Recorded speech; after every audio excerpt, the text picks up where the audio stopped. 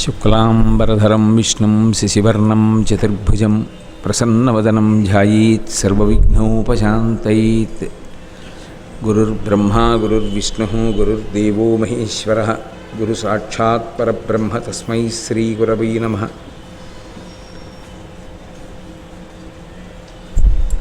వ్యాసాయ విష్ణురూపాయ వ్యాసరూపాయ విష్ణవే నమో వై బ్రహ్మనిధయే వాసిష్ఠాయ నమో నమః. కూజంతం రామ రామేతి మధురం మధురాక్షరం ఆరుహ్య కవితాశాఖాం వందే వాల్మీకికోకిలం. శ్రుతిస్మృతిపురాణానాం ఆలయం కరుణాలయం నమామి భగవత్పాదశంకరం లోకశంకరం. వాగర్ధావివ సంపృక్తౌ వాగర్ధప్రతిపత్తయే జగతః పితరౌ వందే పార్వతీపరమేశ్వరౌ. సూక్తిం సమగ్రయతున స్వయమైవ లక్ష్మీ శ్రీరంగరాజమహిషీ మధురైఃకటాక్షైః. వైదగ్ధ్యవర్ణగుణగుంభనగౌరవైర్యాం కండూలకర్ణకుహరాः కవయోధయంతి.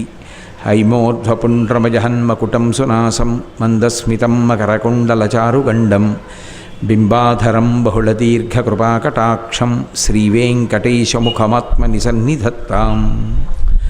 విమలపటి కమలకుటి పుస్తకరుద్రాక్షసస్తహస్తపుటి కామాక్షి పక్ష్మలాక్షి కలిత విపంచి విభాసి వైరించి.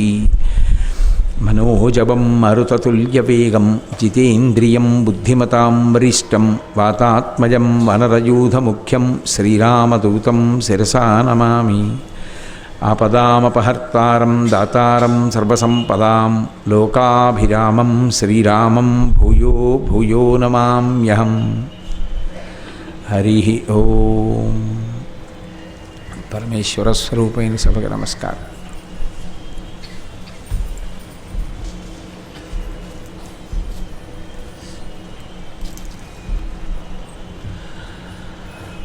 నేను మీతో మనవి చేశాను.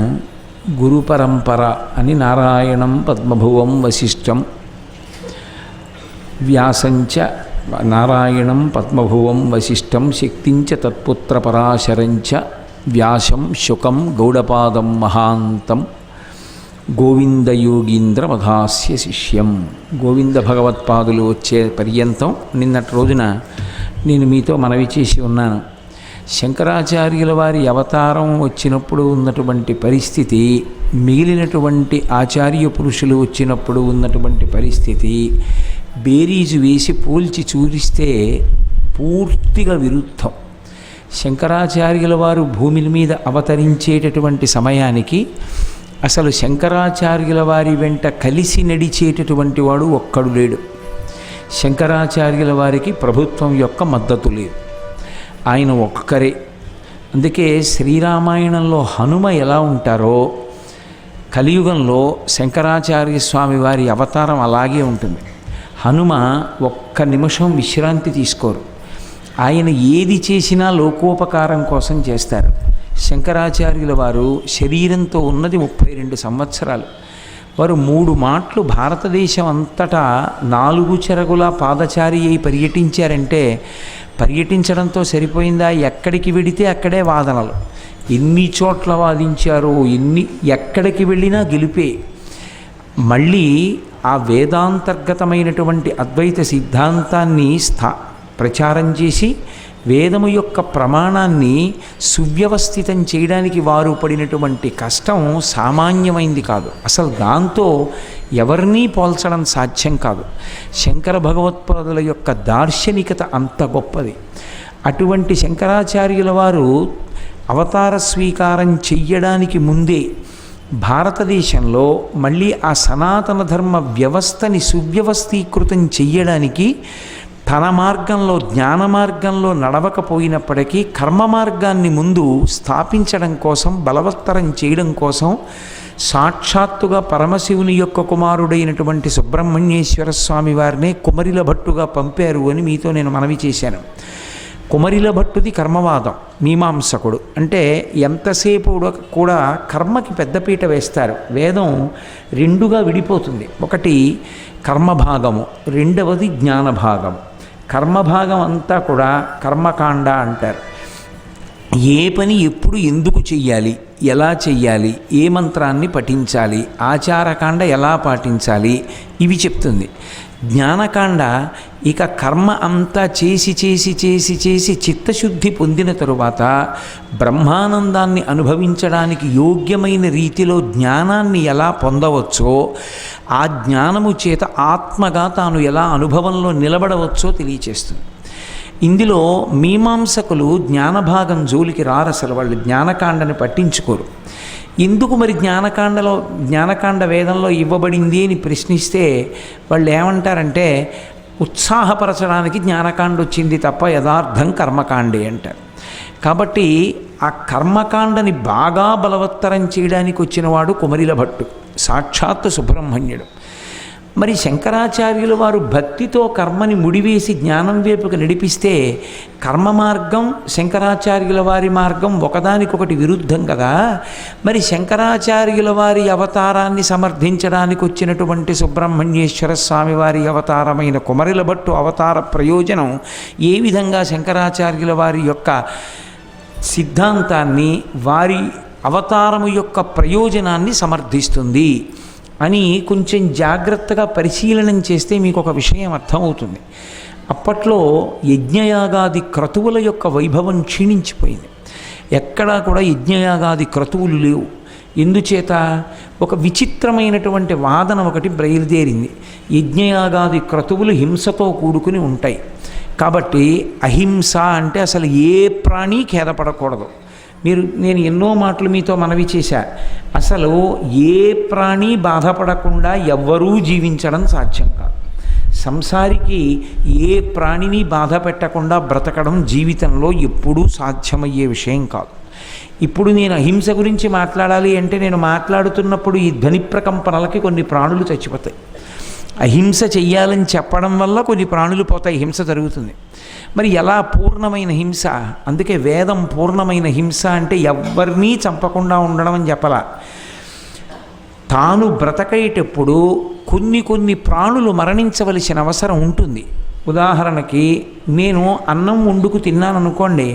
అన్నం వండుకు తింటున్నప్పుడు అగ్ని మీద బియ్యాన్ని పచనం చేసేటప్పుడు కొన్ని సూక్ష్మాంగజీవులు మరణిస్తాయి. అలాగని నేను అన్నం వండుకోవడం మానేశాను అనుకోండి, అసలు నేను బ్రతికే అవకాశం ఉండదు.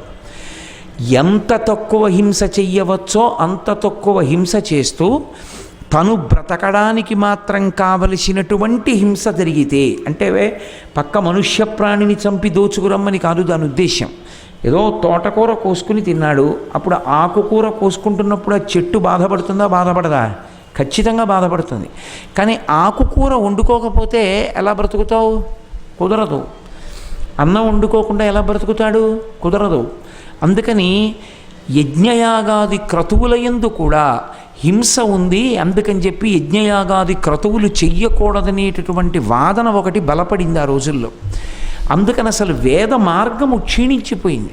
ఆరాధన లేదు, ఆచారకాండ లేదు, యజ్ఞయాగాది క్రతువులు లేవు. ఎవడిష్టం వచ్చినట్టు వాడు ప్రవర్తించినటువంటి రోజులు. ఆకర్షణీయంగా మాట్లాడడం, పైగా చాలా ఆశ్చర్యకరమైన విషయం ఏంటంటే, పోనీ మేము వేదాన్ని ప్రమాణంగా తీసుకోవట్లేదు అని చెప్పేవారు కాదు.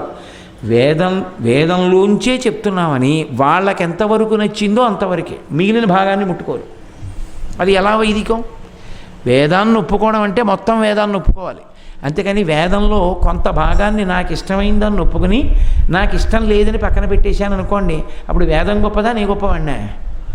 అప్పుడు వేదంలో నా మనసుకు నచ్చింది నేను వేదం అంటాను, మిగిలింది వేదం కాదంటాను. అటువంటి ధోరణి ప్రబలిపోయింది. అటువంటి ధోరణి ప్రబలిపోయిన రోజులలో శంకరాచార్యుల వారి అవతారం రాకపూర్వమే కుమరిల భట్టు వచ్చి కర్మ మార్గాన్ని ముందు బాగా సువ్యవస్థితం చేశాడు. మళ్ళీ యజ్ఞయాగాది క్రతువులన్నీ జరిగేటట్లుగా చేశాడు. ఈ జరిగేటట్టుగా చేసేటటువంటి ప్రక్రియలో కుమరిల భట్టుకి బౌద్ధ మతానికి తీవ్రమైన విభేదం వచ్చింది. ఈ తీవ్రమైన విభేదం వచ్చినటువంటి కారణం చేత కుమరిల భట్టు అసలు బౌద్ధ మతంలో చెప్తున్నటువంటి సిద్ధాంతాలు ఏమిటో తెలుసుకుంటే తప్ప దాన్ని ఖండించడం సాధ్యం కాదు అన్న ఉద్దేశ్యంతో తాను కూడా ఒక బౌద్ధుడిగా నటిస్తూ బౌద్ధ గురువుల దగ్గరికి వెళ్ళి పాఠం నేర్చుకోవడం మొదలుపెట్టాడు. కానీ కర్మకాండ యందు చాలా విశేషమైన అనురక్తి ఉన్నవాడు కనుక బౌద్ధ గురువులకి ఇతర శిష్యులకి తెలియకుండా తాను రహస్యంగా వేరొక చోట కర్మకాండ నిర్వహిస్తుండేవాడు. సంధ్యావందనాది ప్రక్రియలన్నీ చేస్తుండేవాడు. కొన్నాళ్ళు అయిపోయిన తర్వాత వాళ్ళకి అనుమానం వచ్చింది, ఇతను మన దగ్గర పాఠం నేర్చుకోవడానికి రాలేదు, మన దగ్గర విషయాన్ని నేర్చుకుని ఇందులో ఉన్న లోపాలు పసిగట్టి మన మతం నిలబడకుండా చేయడానికి వచ్చాడు. అందుకని ఇతను బ్రతకడానికి వీల్లేదని ఒక భవనంలో 7వ అంతస్తుకు తీసుకెళ్ళి అక్కడి నుంచి కిందకి తోసేశారు. ఆ కుమరిల భట్టు కింద పడిపోతున్నాడు. కింద పడిపోతూ ఆయన ఒక పెద్ద అరుపు ఒకటి అరిచాడు, వేదమే ప్రమాణమైతే నాకు హాని జరగకుండుగాక అని అరిచాడు. ఆయన ఆ 7వ అంతస్తు నుంచి కింద పడ్డాడు. కింద పడ్డా ఆయనకి ప్రాణాపాయం జరగలేదు, కానీ ఒక కన్ను పోయింది, ఒక కంటికి బాగా గట్టి దెబ్బ తగిలింది. ఆయన ఆశ్చర్యపోయాడు, నేను మరణించలేదు కాబట్టి వేదము ప్రమాణమే, కానీ నా కంటికి దెబ్బ ఎందుకు తగిలింది అని అడిగాడు. అశరీరవాణి పలికింది, వేదము ప్రమాణమైతే అన్నావు, వేదము ప్రమాణమైతే అంటే నీకే ఏదో కొద్దిగా అనుమానం ఉంది అన్న విషయం వ్యక్తమవుతోంది. వేదము ప్రమాణము కనుక నా ప్రాణము పోదు అని నువ్వు అనుంటే నీకు కన్ను దెబ్బతిని ఉండేది కాదు. వేదము ప్రమాణమైతే అండంలో ఎక్కడో చిన్న సంశయం వ్యక్తమవుతోంది. వేద ప్రామాణ్యమునందు సంశయాన్ని వ్యక్తం చేశావు కనుక ఒక కన్ను దెబ్బతింది అంది ఆ శరీరవాణి. ఆ కుమరిల భట్టు ఆ బౌద్ధ మతంలో ఉన్నటువంటి విశేషాలన్నీ గురువుల వలన విని అందులో ఉండేటటువంటి లోపాలన్నిటినీ ఖండించి మళ్ళీ వేదాంతర్గతమైనటువంటి కర్మ మార్గాన్ని సువ్యవస్థితం చేశాడు. దానివల్ల మళ్ళీ యజ్ఞయాగాది క్రతువులన్నీ జరిగాయి. శంకరాచార్యుల వారు ముందు యజ్ఞయాగాది క్రతువులు జరగడానికి ప్రాధాన్యత ఇచ్చారు. తన అవతారంలో భక్తిని కర్మతో ముడివేసి జ్ఞానప్రచారం జరిపించడం కన్నా ముందే కర్మ మార్గాన్ని బాగా స్థిరీకరించడానికి కారణమేమో నేను మీతో ఒక రోజున ప్రస్తావించాను. దేవతలు వెళ్ళి పరమశివుడి దగ్గర ఏడ్చారు, మాకు అన్నం లేదు, యజ్ఞయాగాది క్రతువులు ఆగిపోయాయని. అన్నమో రామచంద్ర అని ఏడుస్తున్నటువంటి దేవతలకి ముందు హవిస్సు అందేటట్టుగా చూడాలంటే యజ్ఞయాగాదులు ముందు జరగాలి. అది జరిగితే దేవతలు సంతోషపడితే, వర్షం పడితే ముందు ప్రజలు శాంతిగా ఉంటారు, దేవతలు శాంతిగా ఉంటారు. అందుకే ముందు యజ్ఞయాగాదులు జరిగేటట్టుగా చెయ్యడం కోసమని వాటిని విమర్శించినటువంటి బౌద్ధ మతంలో ఉన్న లోపాలను చెప్పి యజ్ఞయాగాది క్రతువులు బాగా జరిగేటట్టుగా చేసేట్టు చూడడానికి తన కుమారుడైనటువంటి సుబ్రహ్మణ్యేశ్వర స్వామి వారిని కుమరిల భట్టుగా పంపారు. కానీ కుమరిల భట్టు మంచి కర్మవాది, మీమాంసకుడు. ఆయన యజ్ఞయాగాది క్రతువులు జరిగేటట్టు మళ్ళీ ప్రచారం చేశాడు, జరిగేటట్టు చూశాడు. కానీ ఆయన ఒక్కసారి విచారణ చేసుకున్నాడు, నా జీవితంలో నేను ఒక పెద్ద పొరపాటు చేశాను. బౌద్ధ గురువుల దగ్గరికి నేను వెళ్ళింది నిజంగా బౌద్ధ మతంలో ఉన్న విషయాల్ని వినయంతో తెలుసుకోవడం కోసం కాదు. బౌద్ధ మతంలో చెప్తున్న విషయాల్లో ఏ లోపాలున్నాయో తెలుసుకోవడానికి నేను ఆ గురువుల దగ్గరికి వెళ్ళాను. గురువుని మోసబుద్ధితో ఆశ్రయించడం తప్పు. అది ఎవరైనా కావచ్చు, నేను నమ్ముకున్న మతంలో గురువు కావచ్చు, నేను విమర్శిద్దామనుకున్న బౌద్ధ మతానికి సంబంధించిన గురువు కావచ్చు. ఆ గురువుని మోసగించి విద్య నేర్చుకున్నాను కనుక నేను ప్రాయశ్చిత్తం చేసుకోవాలి అన్నాడు. ప్రాయశ్చిత్తము అంటే తను చేసిన దోషానికి తానే శిక్ష వేసుకుంటాడు. కాబట్టి ఇప్పుడు నేను ప్రాయశ్చిత్తం అనుభవిస్తానని ఒక పెద్ద ఊక రాసిన ఒక దాన్ని ఏర్పాటు చేసి దానికి అగ్నిహోత్రం వెలిగించారు. తుషాగ్ని అని. అది ఒక్కసారి అంటుకోదు, మంట మండేటట్టుగా కాదు, లోపల రగులుకుంటుంది. ఆ తుషాగ్ని మధ్యలో కూర్చుంటారు. ఆ ఊక మధ్యలో కూర్చుని తలొక్కటే బయటకు ఉంటుంది. ఆ ఊక కింద నుంచి కాలడం మొదలు పెడుతుంది. మొదలుపెట్టినప్పుడు అందులోకి దిగుతారు. ఆ ఊకలోకి దిగుతున్నప్పుడు అగ్నిహోత్రం కింద నుంచి అంటుకోవడం మొదలు పెడుతుంది. బ్రతికుండగానే కింద నుంచి అంటుకుని కాలిపోతుంటే ఆ ఊక వేడి సెగ తగులుతూ పైకొచ్చే వరకు, ప్రాణం పోయే వరకు ఎంత కొట్టుకుని బాధపడో ప్రాణం విడిచిపెట్టాలి. తుషాగ్ని యందు ప్రాణం విడిచిపెట్టడం అంటే అంత కష్టంతో కూడుకున్న విషయం. నేను గురువుగారు నమస్కారం అని చెప్పి బౌద్ధ గురువుల్ని ఆశ్రయించి వారి మతంలో ఉన్న రహస్యాల్ని, ఆ మతంలో ఉన్న లోపాలు చెప్పి నేను కర్మ మార్గాన్ని సువ్యవస్థితం చేయడం కోసమని వెళ్ళి వాళ్ళని మోసగించాను కనుక నీ చేసిన పనికి ప్రాయశ్చిత్తం ఇదేనని తుషాగ్ని యందు కూర్చున్నాడు. అగ్ని సంభవుడు గల సుబ్రహ్మణ్యుడు పావకి అని పేరు. కాబట్టి అగ్ని యందే ఆ అవతారం పరిసమాప్తం అయిపోవాలి. అందుకని కుమరిల భట్టు తుషాగ్ని యందు శరీరాన్ని విడిచిపెట్టేస్తున్నారు. శంకరాచార్యుల వారికి తెలిసింది. శంకరాచార్యుల వారు అప్పటికి ఉత్తర భారతదేశంలో కాశీపట్టణం దగ్గర ఉన్నారు. తెలిసి కుమరిల భట్టుని ఓడించాలి. కర్మ మార్గాన్ని ఓడిస్తే తప్ప జ్ఞాన మార్గాన్ని నిలబెట్టడం కుదరదు.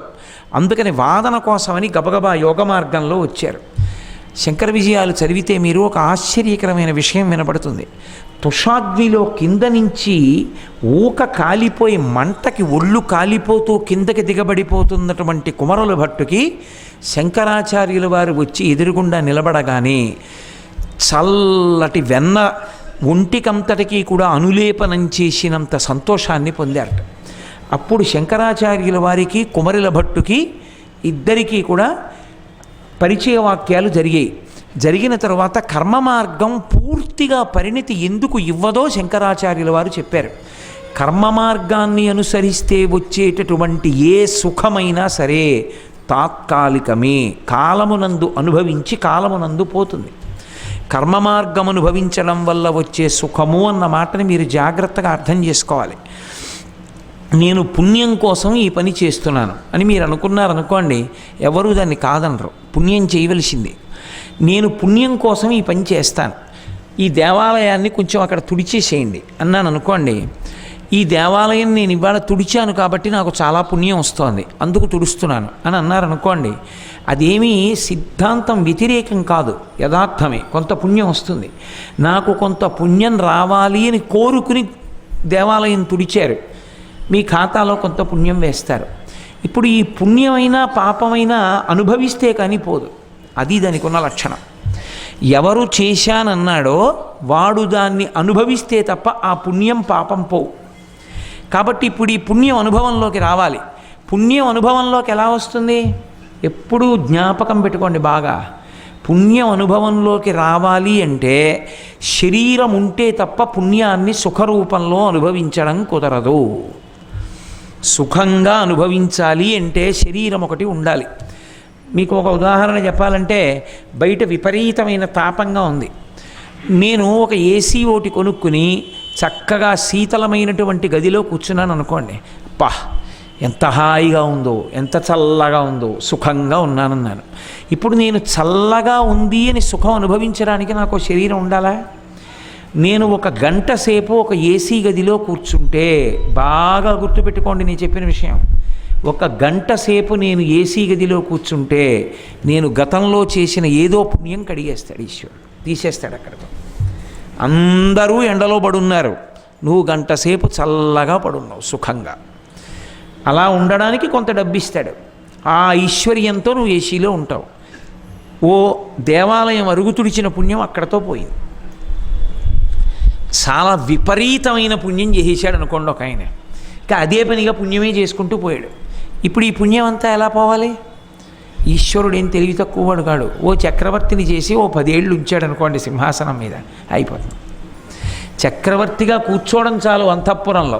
ఎంత పరివారం, ఎంత పటాటోపం, ఎన్ని సభలు, ఎన్ని నృత్యాలు, ఎన్ని సంగీతాలు, ఎంత అధికారం.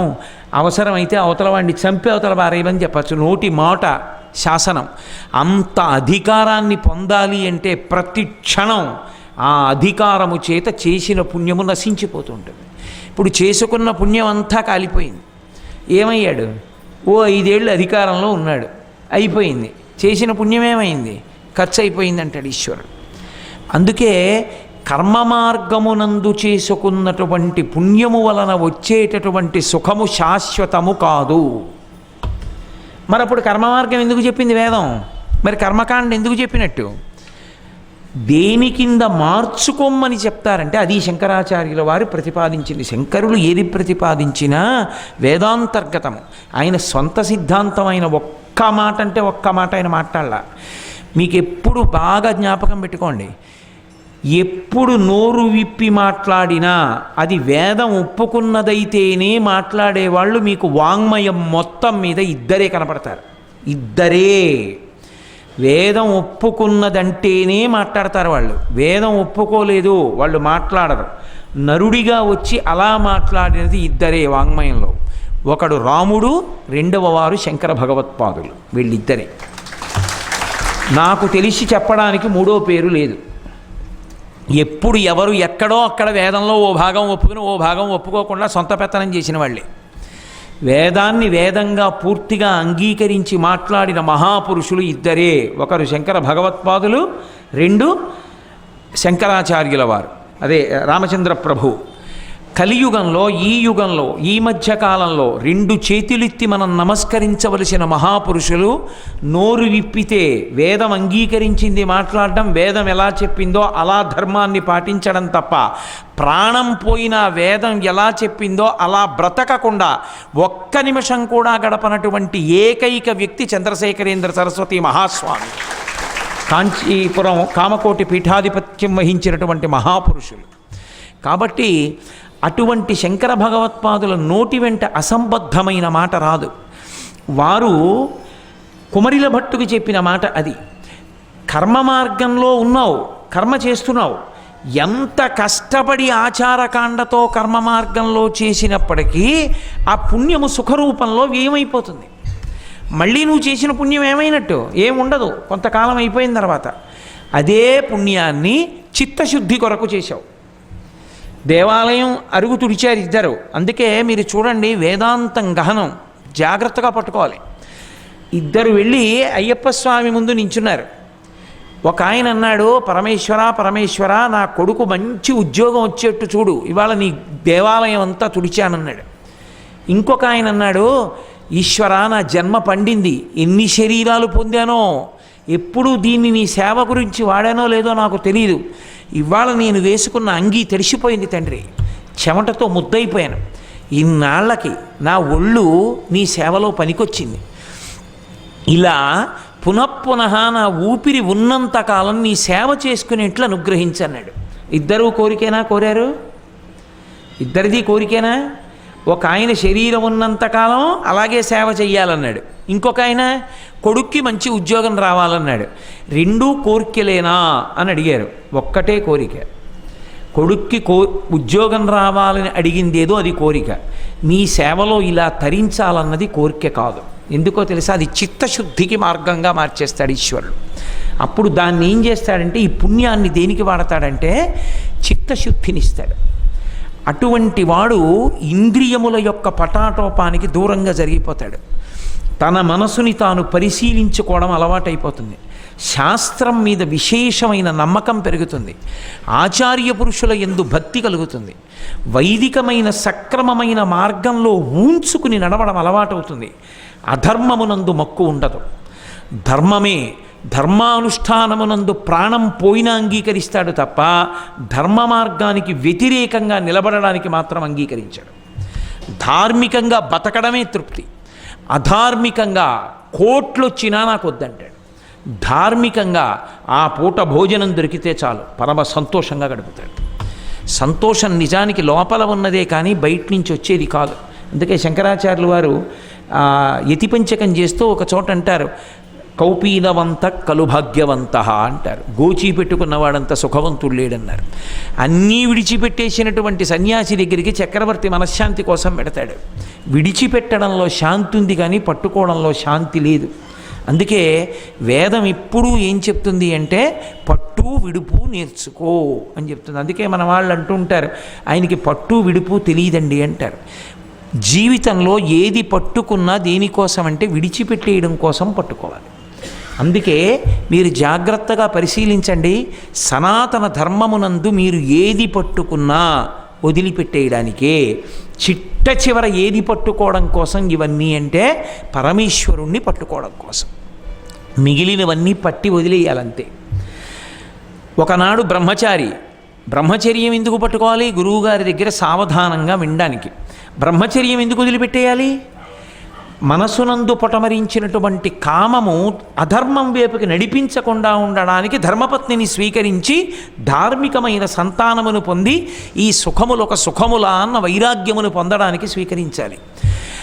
ఆ వైరాగ్యం వచ్చేశాక ఇక ఆ సంసారాన్ని కూడా వదిలిపెట్టేసి వానప్రస్థ అయిపోవాలి. వానప్రస్థుగా కూడా డస్సిపోయాక సన్యాసాశ్రమంలోకి వెళ్ళిపోవాలి. సన్యాసాశ్రమంలో కూడా ధర్మంతో పండిపోయిన తర్వాత సాక్షి మాత్రంగా శరీరాన్ని చూస్తూ వదిలిపెట్టగలగాలి.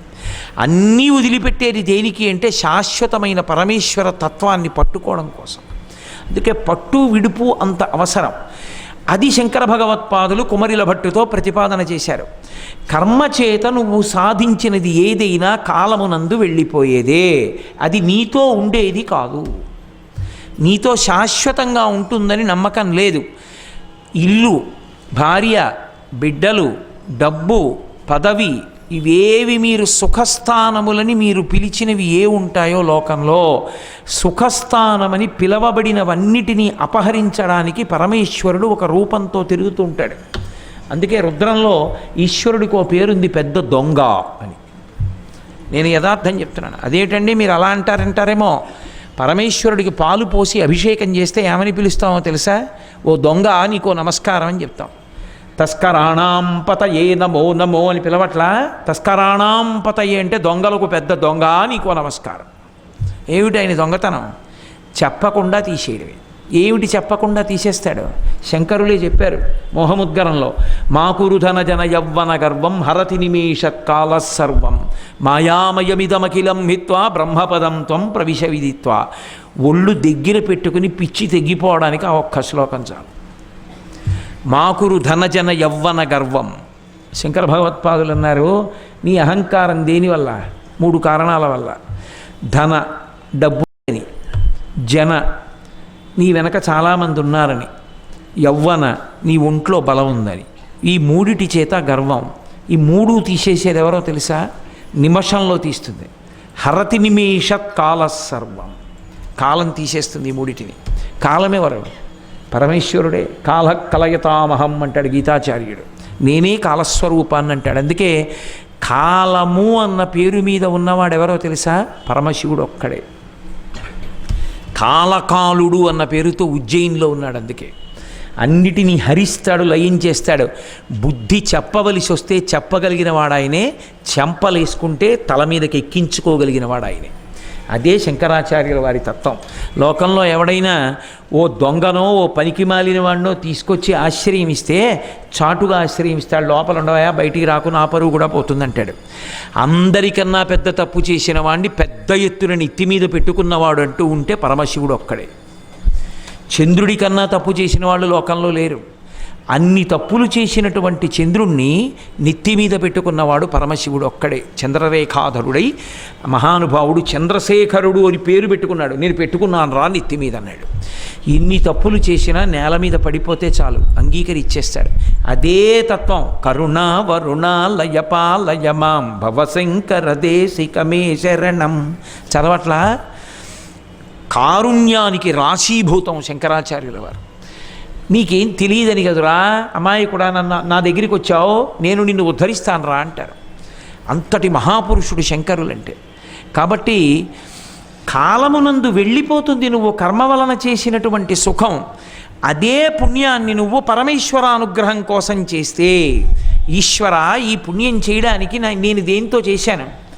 డబ్బు నా వల్ల వచ్చేసిందా? నా ప్రయోజనం వల్ల వచ్చేసిందా? ఓ మంచి నిర్ణయం చేయడానికి బుద్ధి నువ్వు ఇచ్చావు, ఓ సంతకం పెట్టడానికి చెయ్యి నువ్వు ఇచ్చావు, పట్టుకోవడానికి వేళ్ళకి శక్తి నువ్వు ఇచ్చావు, ఓ ఫైల్ రాస్తున్నానంటే బుద్ధి శక్తి నువ్వు ఇచ్చావు, ఆ ఉద్యోగం రావడానికి ఓ చదువుకున్నానంటే ఆ చదువుకునే శక్తి నువ్వు ఇచ్చావు. కాబట్టి ఇంత డబ్బు సంపాదించుకుని నాకు నా కుటుంబానికి అన్నం పెట్టుకుంటున్నాను. కాబట్టి నీ కింకరుణ్ణి, నీకు నేనివ్వడం ఏమిటి, నీది నీకు ఇస్తున్నాను అన్న భక్తితో ఇచ్చాడు అనుకోండి. ఈశ్వరుడు చాలా సంతోషించి ఏం చేస్తాడంటే దాన్ని పుణ్యంగా మార్చాడు. మళ్ళీ నువ్వు అనుభవించాలనడం, చిత్తశుద్ధికి ఉపకరణం చేస్తాడు. దాంతో మనస్సుని శుద్ధి చేస్తాడు. ఇప్పుడు ఆ శుద్ధి చేస్తే ఏమవుతుంది? అక్కడే ఉంది తత్వం అంతా. అది అంతకు ముందు కూడా మెరుపున్నదే, కానీ అన్నీ అంటుకుని ఆ కిలిం అంటుకుని అది ఆకుపచ్చగా అయిపోయింది. ఇప్పుడు చేసిన పుణ్యం అన్న చింతపండుతో తోమేడు. ఇప్పుడు చింతపండు పనికి రాకుండా పోయింది, ఆ పుణ్యం పనికిరాదు అనుభవించడానికి. కానీ గిన్నె ప్రకాశిస్తోంది. కొత్తగా ప్రకాశం వచ్చిందా? ఉన్న ప్రకాశానికి ఉన్న అడ్డు పోయిందా? కొత్తగా ప్రకాశం రాలేదు, గిన్నెకు ఉంది ప్రకాశం. ఉన్న ప్రకాశానికి అడ్డు మావి మకిలి అంటుకుంది. ఈ మలాన్ని ఎవరు తీసేశారు? చింతపండు తీసేసింది. ఆ చింతపండు మళ్ళీ వాడుకోవడానికి పనికొస్తుందా? చారులో వేసుకుంటారంటే పనికిరాదు. నువ్వు చేసిన పుణ్యం కూడా గిన్నెతో అవడానికి చింతపండులా మారుతుంది. ఉదాహరణకి ఇప్పుడు ఆ చింతపండు ఏమైంది? గిన్నె తోమింది. గిన్నెకి ఏమైంది? దానికి ఉన్న ప్రకాశం దానికి బయటికి వచ్చింది. చిత్తశుద్ధి అంటే అదే. అసలు ముందు ఈ చిత్తమునందు శుద్ధి ఏర్పడింది అనుకోండి, ఈశ్వరుడు జ్ఞానం అనేటటువంటి పాయసాన్ని పోస్తాడు. అందుకే మహానుభావుడు శంకర భగవత్పాదులు అన్నపూర్ణాష్టకం చేస్తూ, అమ్మ అన్నం ఒక్కటి పెట్టమని నేను అడగనన్నారు. అన్నం ఒక్కటి తింటే శరీరం పెరుగుతుంది. పెరిగిన శరీరం అన్నం చేతనే చచ్చిపోతుంది.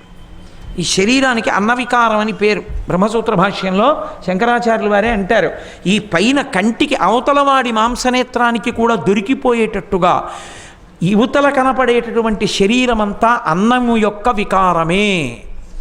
అన్న వికారమే మీ మాంసనేత్రానికి దొరికేట్టుగా నాలో ఉంటుంది.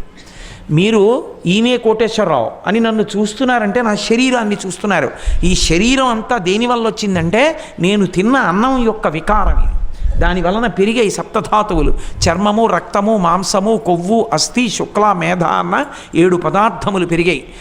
లోపల కూడా ఒకటి ఉంది ప్రాణశక్తి. ఆ ప్రాణశక్తి దొరకదు, బయటికి కనపడదు ఎవ్వరికి. అది లోపల నిక్షిప్తమై గుహ్యంగా ఉంటుంది, రహస్యంగా.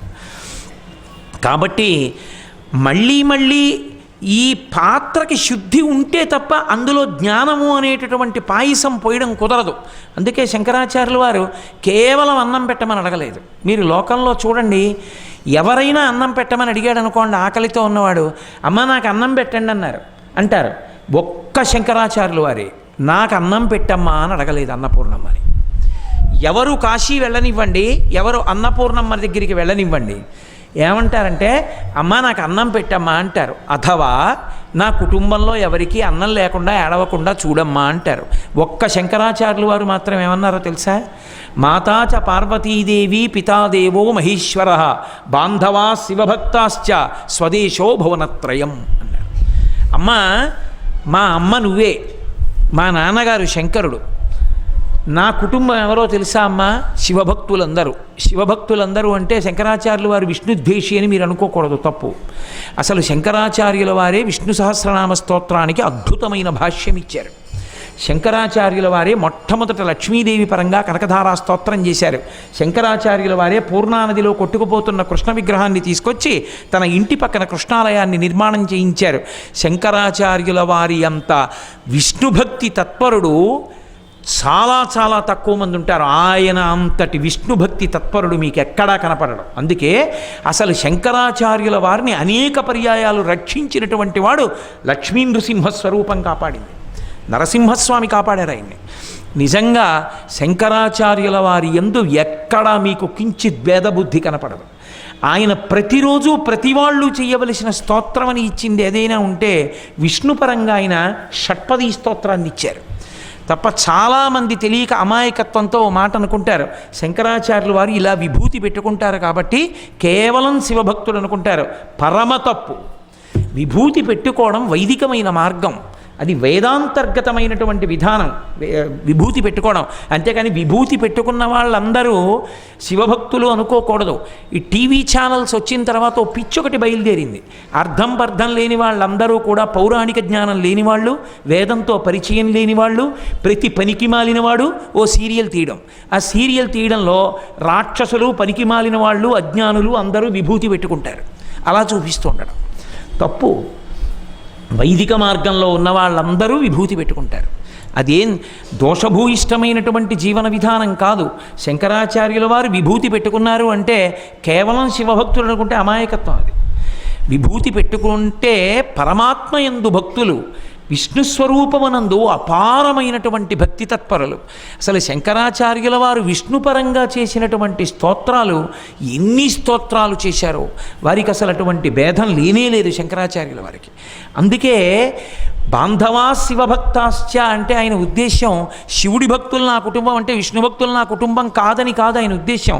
మీరు విష్ణు సహస్రనామ స్తోత్రం చదివితే శివ శబ్దం విష్ణు సహస్రనామ స్తోత్రంలో ఉంది, దుర్గా శబ్దం లక్ష్మీ అష్టోత్తరంలో ఉంది. నవదుర్గాం మహాకాళీం బ్రహ్మ విష్ణు శివాత్మికాం అనుందా లేదా? ఉంది. నమస్తేస్తు మహామాయే శ్రీపీఠే సురపూజితే శంఖచక్ర గదాహస్తే మహాలక్ష్మీ నమోస్తుతే అంటే గుడ్డలు బాధేసుకోకూడదు. మేము వినవండి అలాగని. అది ఒకటిగా తత్వాన్ని అంగీకరించగలిగినటువంటి ఉదార హృదయం, అది శంకర భగవత్పాదులంటే. అందుకే మహానుభావుడు ఆయన అన్నారు, బాంధవా శివభక్తాశ్చ. అమ్మ, నా బంధువులు ఎవరో తెలుసా? శివభక్తులందరూ నా కుటుంబం అమ్మా, నా బంధువులు. ఇంతమందితో భోజనానికి వచ్చానమ్మా. నా కుటుంబం ఎక్కడెక్కడుందంటావా? బాంధవా శివభక్తాశ్చ స్వదేశో భువనత్రయం. నా ఇల్లు ఈ 3 లోకాలు అమ్మా అన్నారు. అంటే నేను భోజనానికి వచ్చాను అనుకోండి, మీరు నన్ను భోజనానికి పిలిచారు, నేను మీ ఇంటికి భోజనానికి వచ్చాను. వస్తూ నా వెనక ఇంకో 4 వచ్చారు. అయ్యా మీకే పెడతామండి భోజనం, ఆ 4కి పెట్టమండి అంటారా? అలా అంటే నేను వెళ్ళిపోతాను కదా.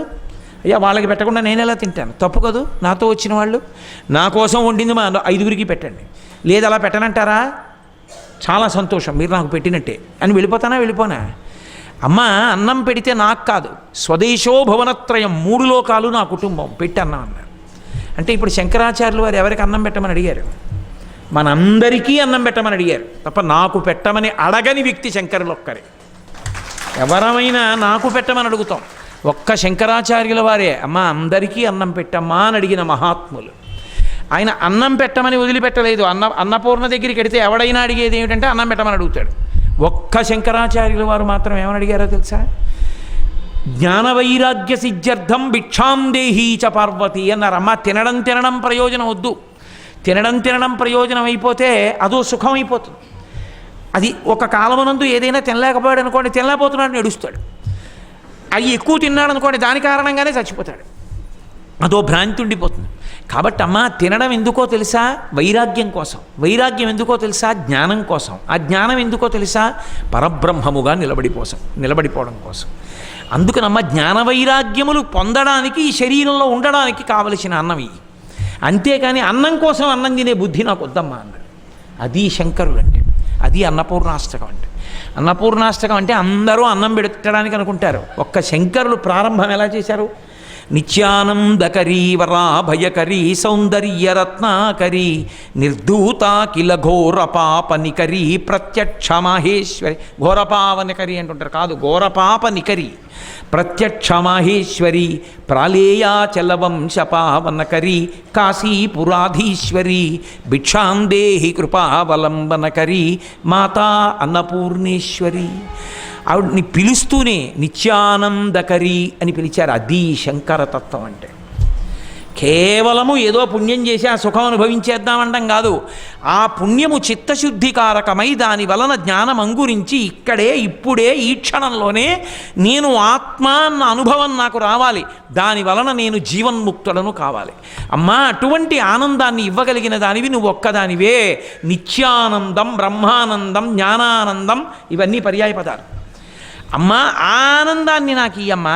అందుకు పనికి రావాలి నేను చదువుకున్న చదువు, అందుకు పనికి రావాలి నేను చేసిన పుణ్యం, అంతే తప్ప కేవలము కర్మ చేసి ఏదో దాని వలన కొంత పుణ్యం వస్తే ఆ పుణ్యం అంతా అనుభవించేద్దామంటే అనుభవిస్తావు, కానీ తర్వాత మళ్ళీ ఏముంటుంది? మళ్ళీ పాపం మిగులుతున్నప్పుడు దుఃఖం అనుభవించాలా? కాబట్టి ఇది కుమరిలి భట్టుతో శంకరాచార్యులు వారు చేసిన ప్రతిపాదన. ఎవరితో? తుషాగ్ని యందు కాలిపోతున్నటువంటి కుమరిలి భట్టుకు చెప్పారు. కాలిపోతున్నటువంటి కుమరిల భట్టు శంకర భగవత్పాదులు చేసిన ప్రతిపాదన విని తెల్లబోయాడు. అద్భుతమయ్యా మహానుభావ శంకర, చాలా గొప్ప మాట చెప్పావు, కానీ ఆలస్యం అయిపోయింది. నిజంగా కుమరిల భట్టుకు తెలియదని మీరు అనుకోకూడదు. మళ్ళీ సనాతన ధర్మంలో కర్మకాండని బలవత్తరం చెయ్యడం కోసం వచ్చిన అవతారం. అందుకే అక్కడ వరకు పూర్తి చేశారు కుమరిల భట్టు. నా అవతారం పూర్తయిపోయింది. నా శిష్యుడు ఒకడు ఉన్నాడు, మాహిష్మతీపురంలో ఉన్నాడు, మండనమిశ్రుడు అన్న పేరుతో. పరమకర్మవాది, నేనే నేర్పా. జ్ఞాన మార్గం అంటే ఒప్పుకోడు, భక్తి అంటే ఒప్పుకోడు. ఇదిగో ఇలా ఏదో కర్మ మార్గం వల్ల చిత్తశుద్ధి జ్ఞానం కలగాలంటే ఒప్పుకోడు. కేవలం పుణ్యం కోసమే కర్మకాండ, ఆచారకాండ అంతే. నా దగ్గరే నేర్చుకున్నాడు మండనమిశ్రుడని. వెళ్ళి వాడితో వాదించి ఆ మండనమిశ్రుడిని ఓడించన్నారు. శంకరాచార్యుల వారు తెలుసుకున్నారు ఎక్కడున్నాడని అడిగారు. మాహిష్మతీపురంలో ఉన్నాడు. వెంటనే యోగ మార్గంలో బయలుదేరి వచ్చారు. అబ్బో, ఇప్పుడు నేను ఎక్కడ చెప్పగలను కానండి, అవన్నీ అయ్యే పనులా.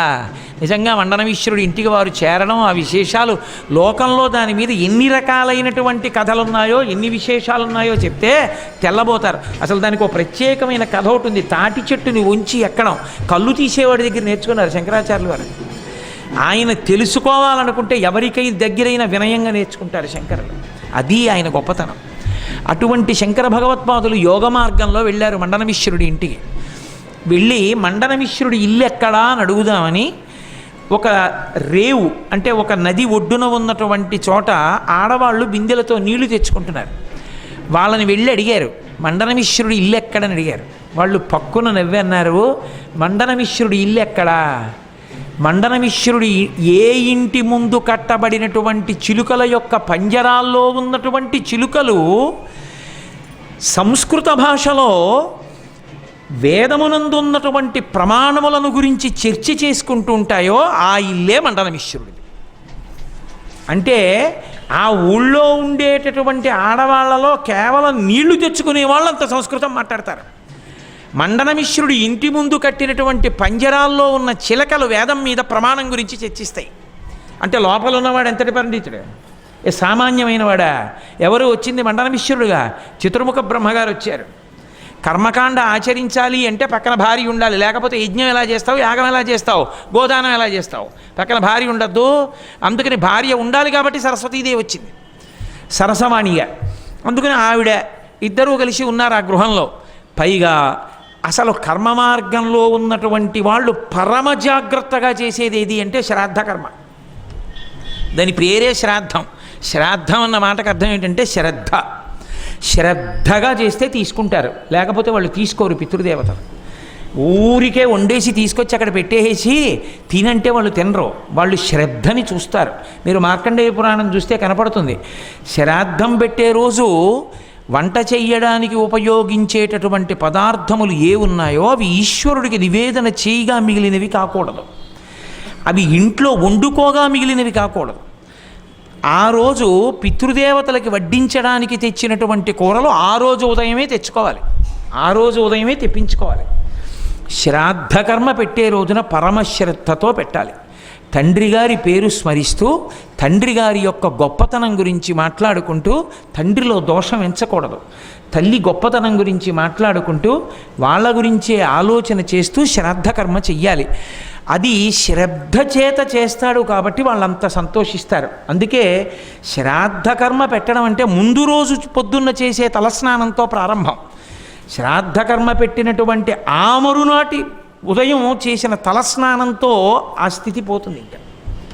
అందుకే అన్నదమ్ములు శ్రాద్ధం పెట్టవలసి వస్తే పాపం వాళ్ళు కోరుకుంటారట పితృదేవతలు, ఒరే మాకు అందించడానికి అధికారి పెద్ద కొడుకు, అందుకే ఆయన ఒక్కడే ధర్మ సంతానం అంటారు, మిగిలిన వాళ్ళు కామ సంతానం. తమ్ముళ్ళందరూ చేతులు పైన పెడతారు, అన్నగారు చెయ్యి కింద పెడతాడు. అన్నగారు చెయ్యి కింద పెడితే తమ్ముళ్ళు చేతిని పైన పెట్టి నీళ్లు పోస్తే ఆ నీళ్లు తమ్ముళ్ళ చేతి మించి తగిలి అన్న చేతికి తగిలి అన్న చేతిలోంచి కింద పడాలి. దానివల్ల వాళ్ళు ఆ నీళ్లు తాగుతారు. తాగి అక్షయ తృప్తి ద్వారా పునరావృత్తి రహిత శాశ్వత శివ సాయుధ్య సిద్ధిరస్తు ఇది అని వాళ్ళు సంకల్పం చేస్తారు అప్పుడు ఆ విడిచిపెట్టినప్పుడు. అంటే ఒక కన్న తండ్రికి తద్దినం పెట్టడానికి అరమరికలు ఏమైనా ఉన్నా కూడా పక్కన పెట్టి అన్నగారి చేతి మీద చెయ్యి పెట్టి నీళ్లు విడిచిపెట్టడానికి రాని తమ్ముడు ఎక్కడైనా పుట్టి ఉంటే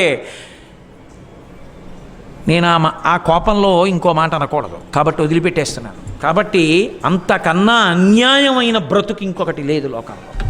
దారుణం ఆ బ్రతుకు. కన్న తల్లికి తండ్రికే తద్దినం పెట్టని వాడు అన్నతో కలిసి వాడిని ఎవరు నమ్మచ్చు? వాడు ఉన్నాడంటే తల్లిదండ్రులు కారణం, వాళ్ళకే పెట్టడు వాడు. ఇక వాడిని నమ్మి ఎలా స్నేహం చేస్తావు? వాడిని ఇంట్లోకి ఎలా రాణిస్తావు? వాడితో బంధుత్వం ఎలా నిలబెట్టుకుంటావు? అసహ్యించుకోవడానికి ఆ కారణము సహేతుకమే, కాదనడానికి వీల్లేదు. కాబట్టి తండ్రికి తల్లికి తద్దినం పెట్టనటువంటి వాడు ఘోరం. మండనమిశ్రుడు శ్రాద్ధం పెడుతున్నాడంటే అంత శ్రద్ధగా పెడతాడు. అందుకే ఆయన పిలిచింది ఎవరిని పిలిచాడో తెలుసా? శ్రాద్ధ భోక్తలుగా అన్నం తినడానికి వచ్చిన వాళ్ళు సామాన్యులు గారు. వ్యాస మహర్షి, జైమిని వాళ్ళిద్దరు వచ్చారు భోక్తలుగా. భోక్తలుగా రావడం అంటే పురాణంలో చదివితే ఆశ్చర్యపోతారు. శ్రాద్ధం పెట్టేటప్పుడు వాళ్ళు ఇంటికి వెళ్ళి ఆహ్వానించాలి. వాళ్ళు కూడా శ్రాద్ధం పెట్టే రోజుని ఇంటికి పొద్దున్నే వచ్చేయాలి. వచ్చి ఉపనిషత్తుల్ని ఆమ్నాయం చేస్తూ కూర్చుంటారు ఇంట్లో. కూర్చుని వంట అయిపోయిన తర్వాత మొదలు పెడతారు. మధ్యాహ్న కాలము పితృతిథి. ఆ తిథి మధ్యాహ్నానికి ఉండాలి, సూర్యోదయానికి కాదు. మధ్యాహ్న కాలానికి ఉండేటట్టుగా భోజనాలు వడ్డిస్తే అప్పుడు తినాలి వాళ్ళు. కాబట్టి ఆ ముందు క్రతువు పూర్తి చేస్తారు. అంత శ్రద్ధతో చేస్తే కేవలము శ్రద్ధని బట్టి తింటారు వాళ్ళు. వీడికి ఏమీ లేదనుకోండి పెట్టేవాడికి, వాడు ఏం పెడితే అది తినేస్తారు వాళ్ళు. అందుకే ఏడిచింది రామాయణంలో కౌసల్య. రామచంద్రమూర్తి దర్భల చివర గారపిండి ముద్దలు పెట్టాడు, చూసింది కౌసల్య. నా కొడుకు గారపిండి ముద్ద పెట్టాడు దర్భ మీద, అంటే నా కొడుకు ఏది తింటున్నాడో అదే పెట్టాలి శ్రాద్ధంలో. తండ్రికి శ్రాద్ధం పెడితే గారపిండి ముద్దలు పెట్టాడు అంటే నా కొడుకు గారపిండి ముద్దలు తిని బతుకుతున్నాడు అన్నమాట అరణ్యంలో అని ఏడిచింది పాపం. తను ఏది తింటాడో అదే పెట్టాలి, తన శక్తికి మించి పెట్టకూడదు, తన శక్తికి తక్కువ పెట్టకూడదు. ఇక్కడ తండ్రి బతికున్నప్పుడు తల్లి బతికున్నప్పుడు ఏవి ఇష్టమో అవి వండి పెట్టకూడదు. మా నాన్నగారికి వెల్లుల్లిపాయలు వేస్తే సాంబార్ ఇష్టం అండి ఇప్పుడు వండించకూడదు. పితృదేవతా స్థానంలోకి వెళ్ళిన తర్వాత వాళ్ళు తినే పదార్థాలు వేరుగా ఉంటాయి, అవి అలాగే వండించి పెట్టాలి. అమ్మో అంత శ్రద్ధ అంతే, కేవలము భక్తి శ్రద్ధ దాని చేత వాళ్ళు వచ్చి తీసుకుంటారు. తీసుకుంటే వాళ్ళు అనుగ్రహిస్తారు. వాళ్ళు అనుగ్రహిస్తే ఏమవుతుందో తెలుసా, పిల్లలు వృద్ధిలోకి వస్తారు. చాలామందికి ఒక దురభిప్రాయం ఉంటుంది, తల్లి తండ్రి శరీరం విడిచిపెట్టేటప్పటికి ఒకవేళ బిడ్డల మీద ఏదైనా కోపం ఉంటే తర్వాత కూడా అలా ఉంటుంది అనుకుంటూ ఉంటారు. పరమ తప్పు. అలా మాట్లాడితే మహాపాపం సంక్రమిస్తుంది. అలా మాట్లాడకూడదు.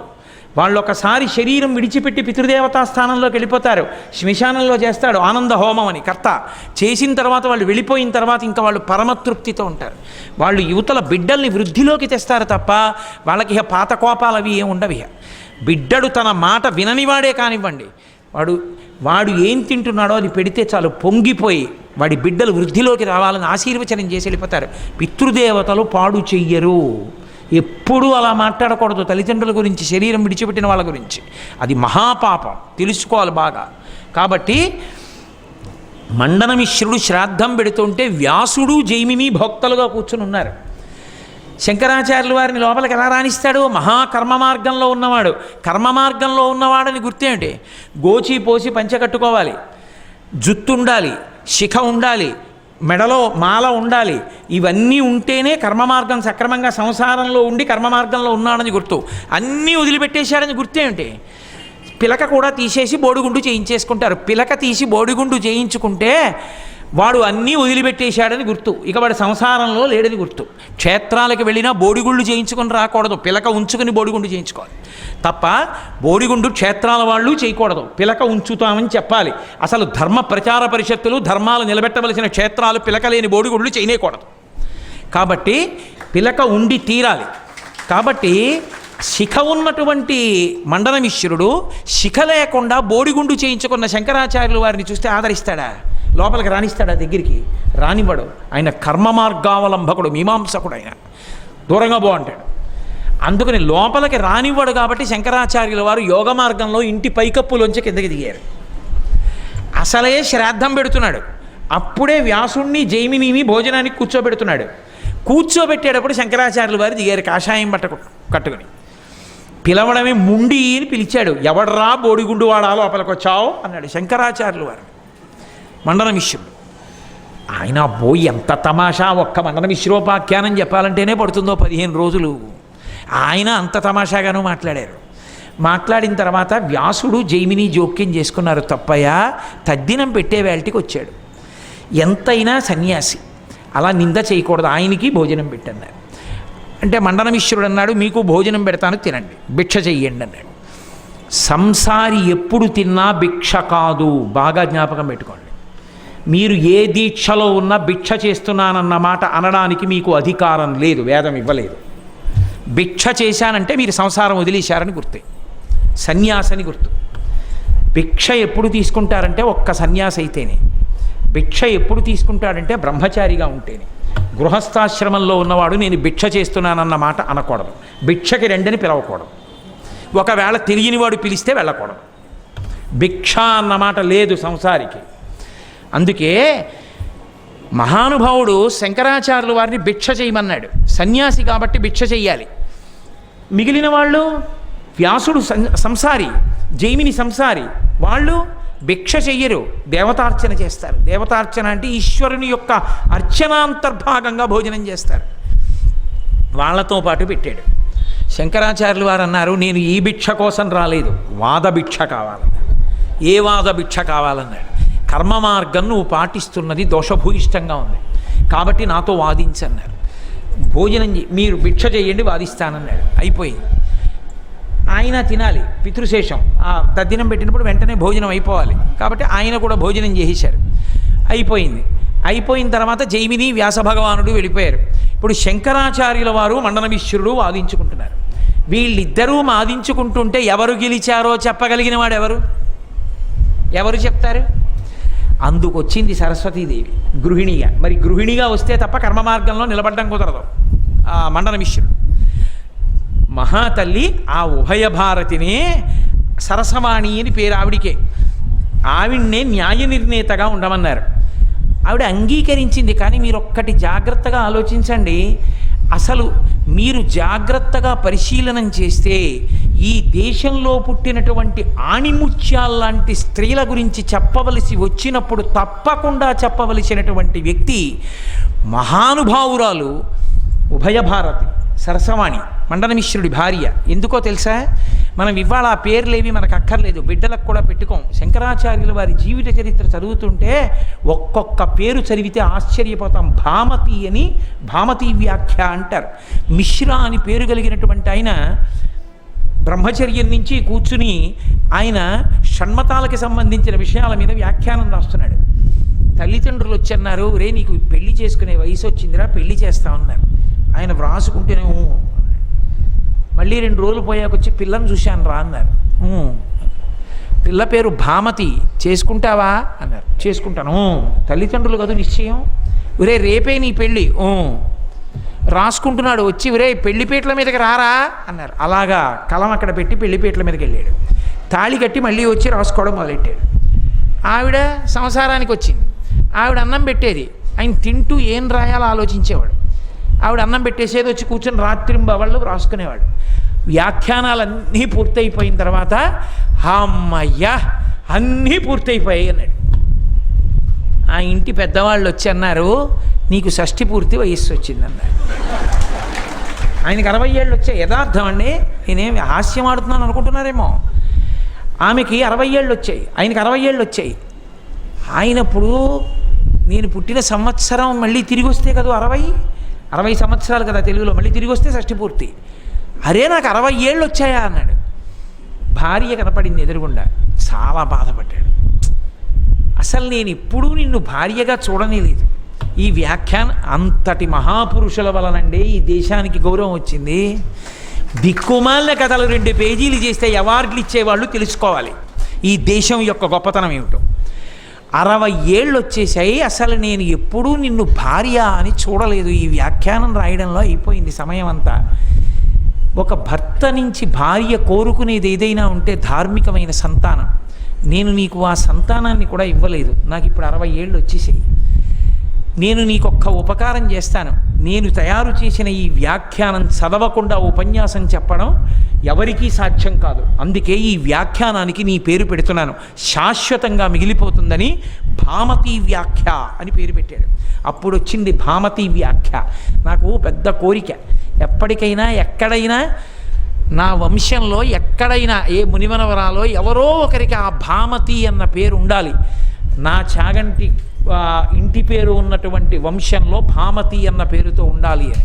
అంత గొప్ప పేరు ఆ పేరు, భామతి వ్యాఖ్య అని పేరు. అలా ఉభయ భారతి ఎంత గొప్పదంటే సరసవాణి మహాతల్లి, ఆమెని న్యాయ నిర్ణేతగా ఉండమన్నారు. న్యాయ నిర్ణేతగా ఉండమంటే జయాపజయములు విధి నిర్ణీతములు. తన భర్తే గెలుస్తాడని ఏమిటి నమ్మకం? ఒకవేళ మండనమిశ్రుడు ఓడిపోయాడు అనుకోండి, మా ఆయన ఓడిపోయారండి అని చెప్పేస్తే సరిపోదు. శంకరాచార్యుల వారికి మండనమిశ్రుడికి మధ్యలో ఒప్పందం ఉంది. మనిద్దరం వాదించుకుందాం. ఒకవేళ మండనమిశ్రుడు ఓడిపోతే కర్మ మార్గాన్ని విడిచిపెట్టి సన్యాసం తీసేసుకోవాలి. శంకరాచార్యుల వారు ఓడిపోతే ఆమరణంత ప్రాయశ్చిత్తం చెయ్యాలి. అంటే సన్యాసం వదిలిపెట్టేసి గృహస్థాశ్రమంలోకి వస్తానన్నారంటారు, తప్పు. అలా లేదు. ఆమరణంత ప్రాయశ్చిత్తం అంటే ఇక ఆయన అన్నం కానీ నీళ్లు కానీ ముట్టుకోరు. ముట్టుకోకుండా కూర్చుని శరీరం పడిపోయేదాకా అలా ఉండిపోయి శరీరాన్ని పడగొట్టేస్తాడు. ఆమరణాంత ప్రాయశ్చిత్తం నేను తీసుకుంటా, నువ్వు ఓడిపోతే సన్యాసం తీసుకోవాలి. ఒప్పుకుంటావా? ఒప్పుకుంటానన్నాడు మండన మిశ్రుడు. నేనెందుకు ఓడించలేను, అది ఆయన నమ్మకం. ఇద్దరూ కూర్చున్నారు. ఎవరు న్యాయ నిర్ణేత? మండన మిశ్రుడి భార్య ఉభయభారతి సరసవాణి. ఇప్పుడు తన భర్త ఓడిపోయాడు అనుకోండి, ఇంత కర్మ మార్గంలో ఉండి ఇన్ని కార్యాలు చేసినటువంటిది పక్కన భర్త ఉండడు, సన్యాసం తీసుకుని వెళ్ళిపోతాడు. సన్యాసం తీసుకున్న తర్వాత ఇంక ఇంట్లో ఉండడుగా, వెళ్ళిపోతాడు. అప్పుడు ఆవిడ ఏమైపోతుంది? ఎంత కోల్పోతుంది జీవితంలో? న్యాయ నిర్ణేతగా ఉండి అంత న్యాయం చెప్పి భర్త ఓడిపోతే భర్త ఓడిపోయాడు అని చెప్పగలిగినటువంటి ధీరోదాత్తురాలు, అది ఉభయ భారత్ అంటే. మణిపూస ఈ దేశంలో పుట్టినటువంటి స్త్రీలలో ఆమె. ఆ తల్లి అంగీకరించింది. తన నోటితో ఒకవేళ భర్త ఓడిపోతే మీరు ఓడిపోయారని ఎలా చెప్పడమని ఆలోచించి తన శక్తిని 2 పూలదండల్లోకి ప్రవేశపెట్టింది. ఇద్దరి మెళ్లల్లో పూలదండలు వేసుకోమంది. పూలదండలు వేసుకుని వాదన మొదలుపెట్టండి. ఎవరి వాదన బలహీనమైతే, ఎవరి వాదన వేదమునకు కట్టుబడకపోతే, ఎవరి వాదన చేస్తున్నప్పుడు ఓడిపోతున్నారో వాళ్ళ మెడలో ఉన్న పూలదండ వాడిపోవడం మొదలు పెడుతుంది. ఎవరి వాదన సత్యమైతే, ఎవరి వాదన వేదమునకు కట్టుబడితే, ఎవరు వాదనలో క్షణక్షణం శక్తి పొందుతుంటే వాళ్ళ మెడలో ఉన్న పూలదండ వాడిపోకుండా అలాగే ఉంటుంది. కాబట్టి ప్రారంభించండి వాదన. అది ఎన్నాళ్ళు జరిగిందో తెలుసా అండి వాదన? 21 రోజులు జరిగింది. మండన మిశ్రుడికి శంకరాచార్యుల వారికి 21 రోజులు అయిపోయింది. మండన మిశ్రుడికి అర్థమవుతోంది తను ఓడిపోతున్నాడని. ఎందుకని? పూలదండ సాగిపోతోంది దారానికి. శంకరాచార్యుల వారి మెడలో దండ నవనవలాడుతూ అలాగే ఉంది. 21 రోజులు అయిపోయిన తర్వాత లోపల నుంచి ఉభయ భారతి బయటికి వచ్చింది. ఇద్దరూ భిక్షకి రెండంది. ఇద్దరూ భిక్షకి రెండంటే అయిపోయింది. మా ఆయన ఓడిపోయాడు, సన్యాసం తీసుకుంటాడు. కాబట్టి ఇక ఆయనకి సంసారం లేదు. కాబట్టి ఇక ఇన్నాళ్ళేమనేది, మీరు దేవతార్చనకి రండి, మీరు భిక్షకి రండి అనేది. సంప్రదాయం పాటించేటప్పుడు శాస్త్రాన్ని గుర్తెరిగి మాట్లాడాలి. శాస్త్రాన్ని పక్కన పెట్టి ఏదో మాట బాగుందని వాడుకోవడం తప్పు. ఎవరు పడితే వాళ్ళు భిక్ష అన్న మాట వాడడం మహాదోషము. అలా వాడకూడదు. సంసారంలో ఉన్న వాళ్ళకి భిక్ష లేదు. కావాలంటే శంకర విజయాలు చదువుకోండి, శాస్త్రం తెలుస్తుంది. కాబట్టి ఇన్నాళ్ళు మీరు దేవతార్చనకి రండి, మీరు భిక్షకి రండి అనేది ఇద్దరిని. 21వ రోజు వాదన అయిపోయిన తర్వాత ఇద్దరూ భిక్షకి రండి. ఇద్దరూ భిక్షకి రండి అంటే మండన మిశ్రుడు ఓడిపోయాడు, సన్యాస స్వీకారం చేస్తున్నాడు అని. కాబట్టి ఇప్పుడు ఇద్దరూ భిక్ష చేయడానికి వచ్చారు. ఆయన మండన మిశ్రుడు ఓడిపోయాడు కాబట్టి శంకరాచార్యుల వారి పాదాలు పట్టుకుని, అయ్యా మీరు చెప్పిందే సత్యం. వాదన అన్న మాటలో మీరు ఒక విషయాన్ని జాగ్రత్తగా గమనించవలసి ఉంటుంది. వాదన 3 రకాలుగా ఉంటుంది. 3 పేర్లతో పిలుస్తారు. వాదన ఒక మాట, జల్పము ఒక మాట, వితండము ఒక మాట. ఈ 3 మాటలు వాడతారు. ఈ అవతలవాడితో మాట్లాడేటప్పుడు అవతలవాడు ఎలా ఉన్నాడన్న దాన్ని బట్టి మీరు మాట్లాడాలా వద్దా మీరు నిర్ణయం చేసుకోవాలి. వాదన అన్న మాటకు అర్థం ఏమిటంటే ఏది సత్యమో తెలుసుకోవడానికి పరమ మర్యాదతో ఇద్దరు మాట్లాడుకుంటే వాదన అంటారు.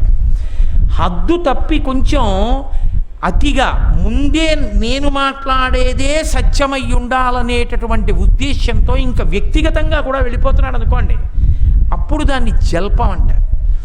అలా కాకుండా ఇక నింద వరకు వెళ్ళిపోయి ఇవాల్టి రోజున రాజకీయ నాయకులు ఎలా మాట్లాడుకుంటారో అలా మాట్లాడుకున్నారు అనుకోండి, దాన్ని వితండం అంటారు.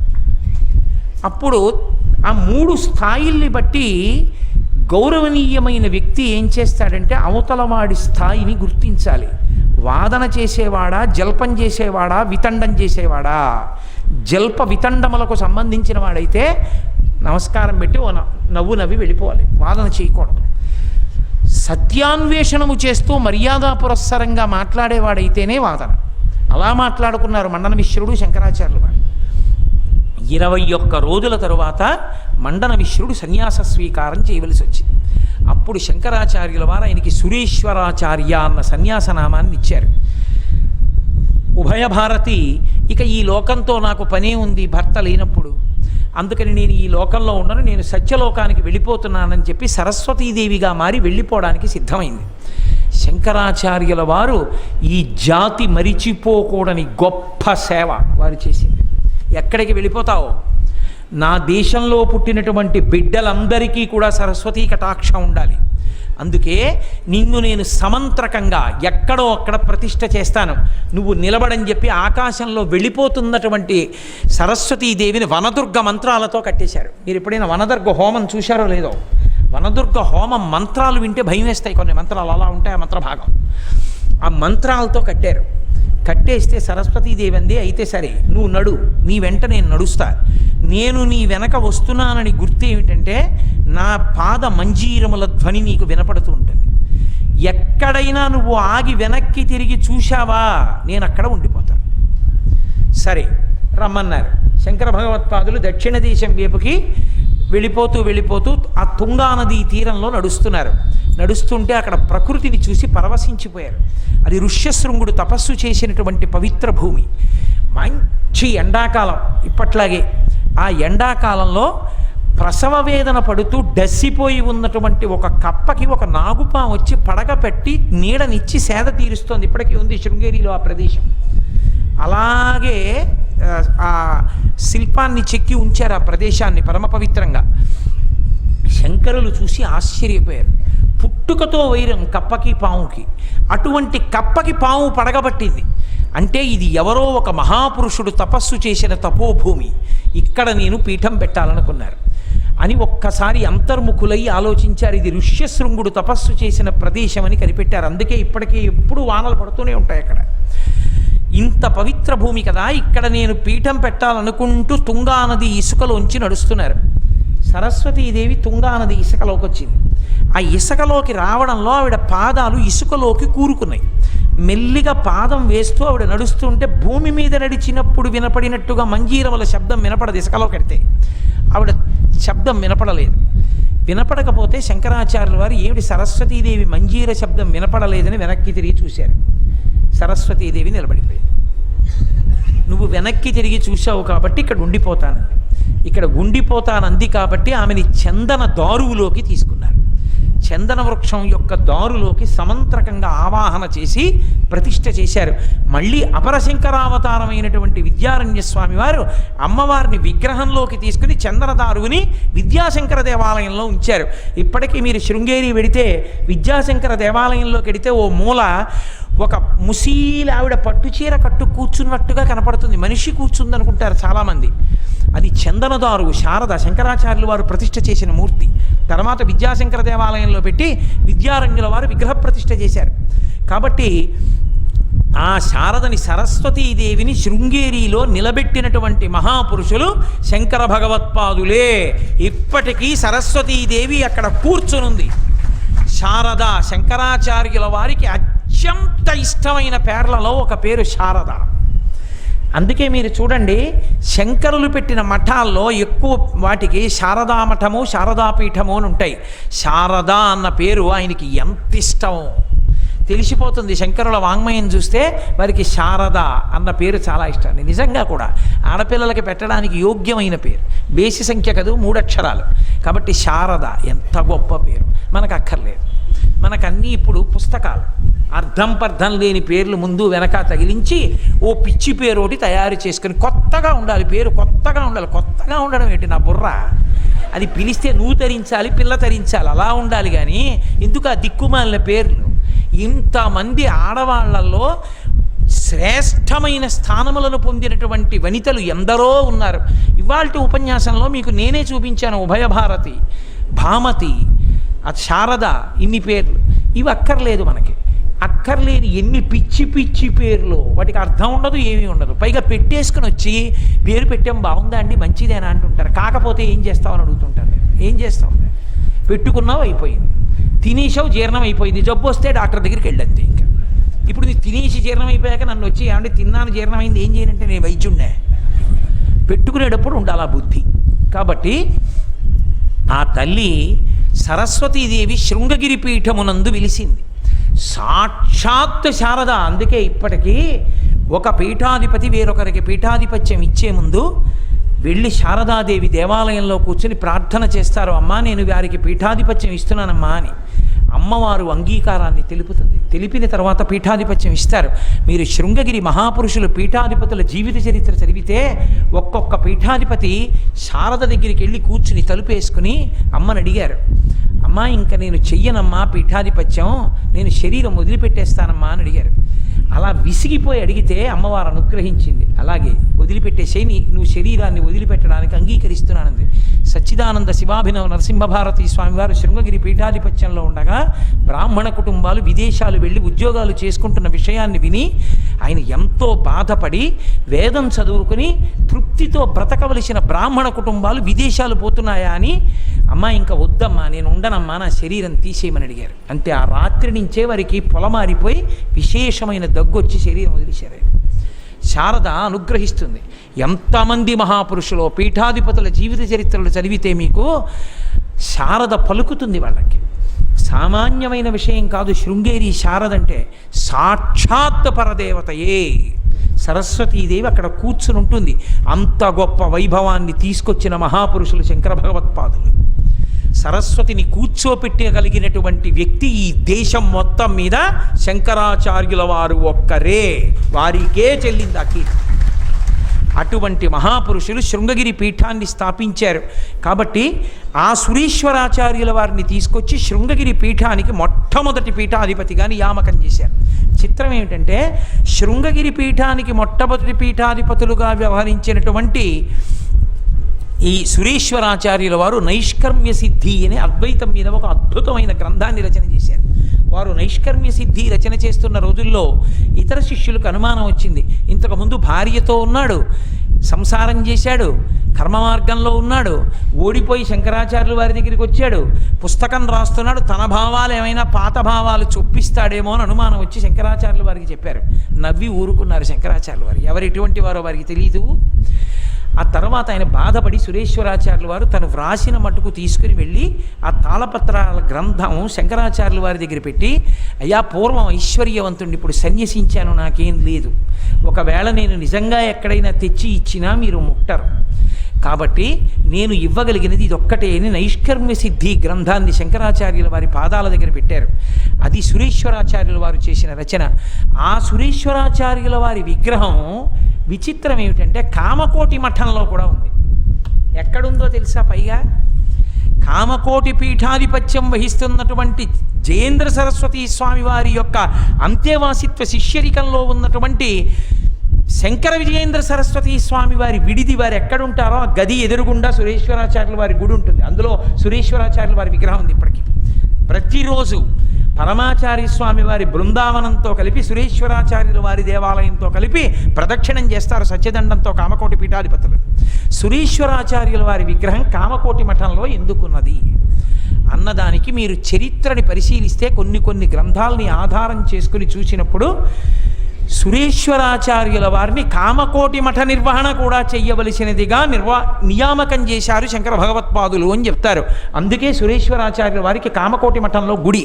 అంతేకాదు, కామకోటి మఠానికి దగ్గరలోనే వెనకాతల ఇప్పటికీ మండనమిశ్రాగ్రహారము అంటే మండనమిశ్రుడి పేరు మీద అగ్రహారం ఉంది.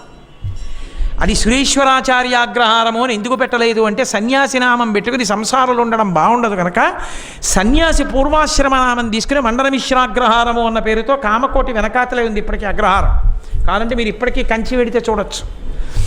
అంతటి మహానుభావుడు సురేశ్వరాచార్యుల వారు.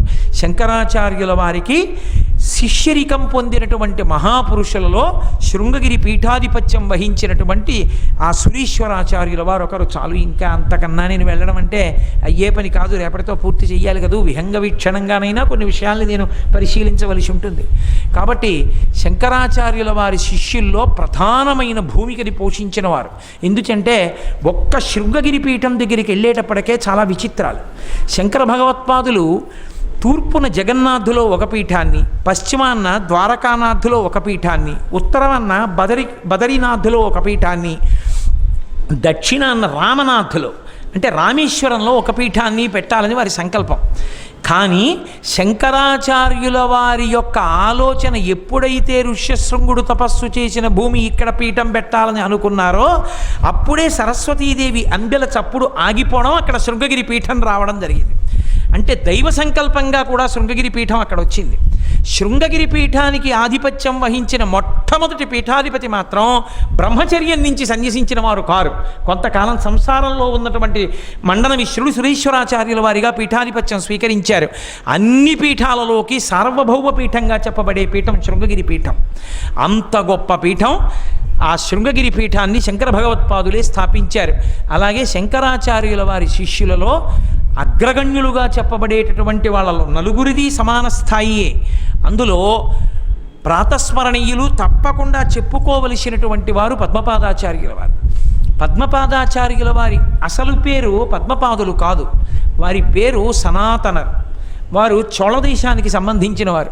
వారు శంకరాచార్యుల వారిని శిష్యరికం అపేక్షించారు. శంకరాచార్యుల వారు శిష్యరికం ఇచ్చారు. వారికి పేరు పద్మపాదాచార్యుల వారిని ఎందుకు మారిందంటే, ఒకరోజు గంగానది స్నానానికి వెళ్ళారు శంకరాచార్యుల వారు. గురువుగారు స్నానానికి వెడుతున్నప్పుడు శిష్యులు వెనకాల వస్తే గురువుగారు తన బట్టలు తానే పట్టుకుంటే గురువుగారికి ఏమీ తక్కువ కాదు, శిష్యులకు అవమానం. గురువుగారి బట్టలు శిష్యులు పట్టుకోవాలి. కాబట్టి పద్మపాదాచార్యుల వారు పట్టుకున్నారు. శంకరాచార్యుల వారు గంగ ఈవల ఒడ్డున స్నానం చేస్తున్నారు. పద్మపాదాచార్యుల వారు అటువైపుకి వెళ్ళి స్నానం చేస్తున్నారు. శంకరాచార్యుల వారు స్నానం అయిపోయిన తర్వాత కట్టుకోవలసిన బట్ట అవసరం వచ్చింది.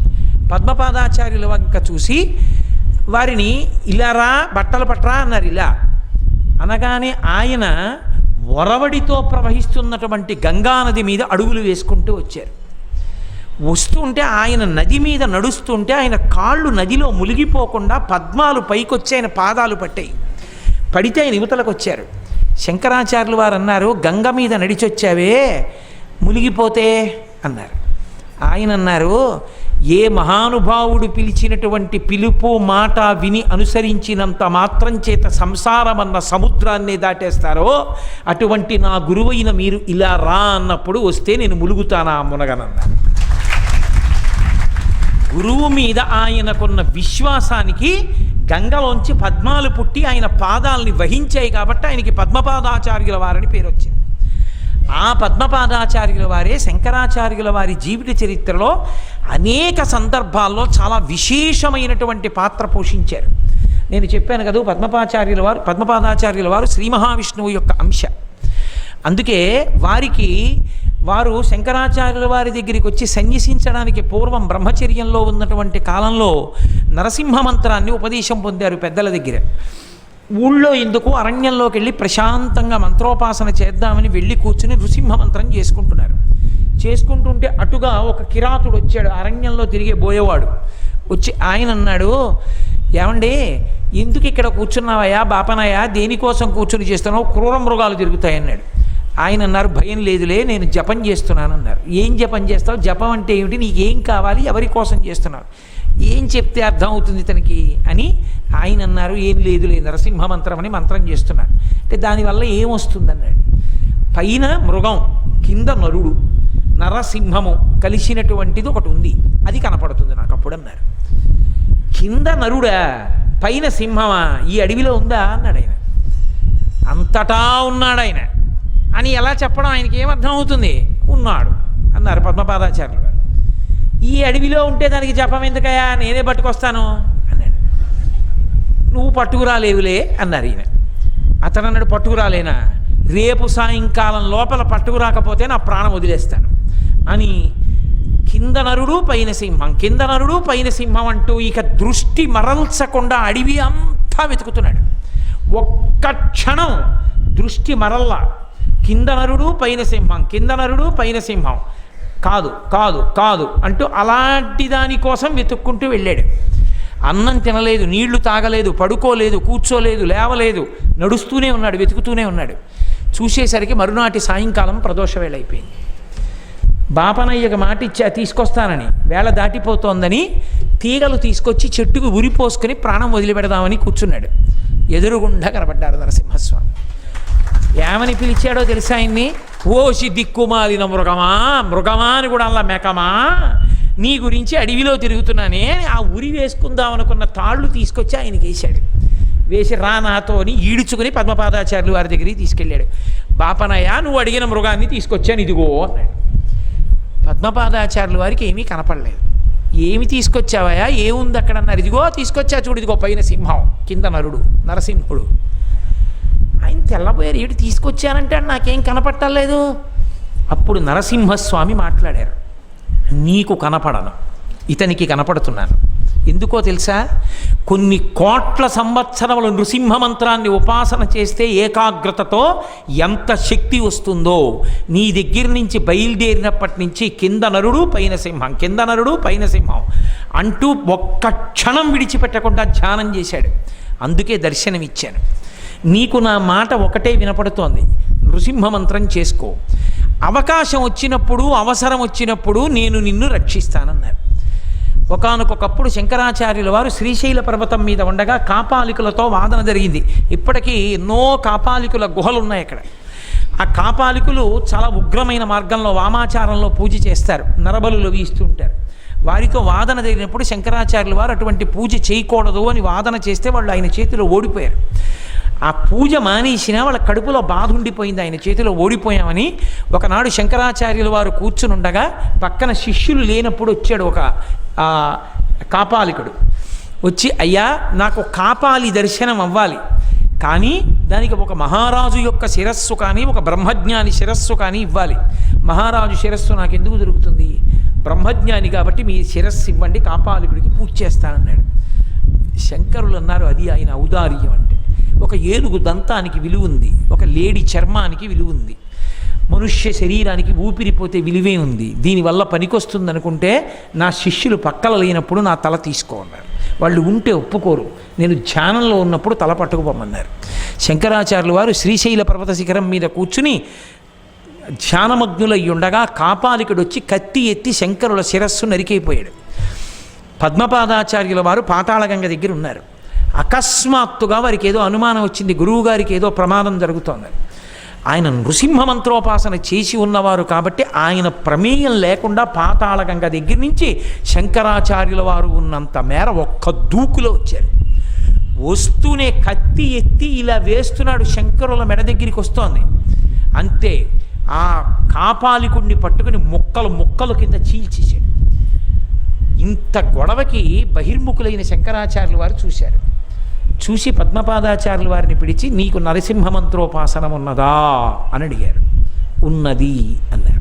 అది కారణం, నరసింహుడు ఆవహించి నన్ను రక్షించాడు, కాపాలికుడిని సంహరించని. అప్పుడు నరసింహస్వామిని స్తోత్రం చేశారు. అందుకే ఇప్పటికీ శ్రీశైల దేవాలయంలో లక్ష్మీ నరసింహస్వామి వారి విగ్రహం ఉంటుంది దేవస్థానంలో. కాబట్టి అటువంటి మహాపురుషులు పద్మపాదాచార్యుల వారి జీవితంతో శంకరాచార్యుల వారి జీవితం అంత దగ్గరది.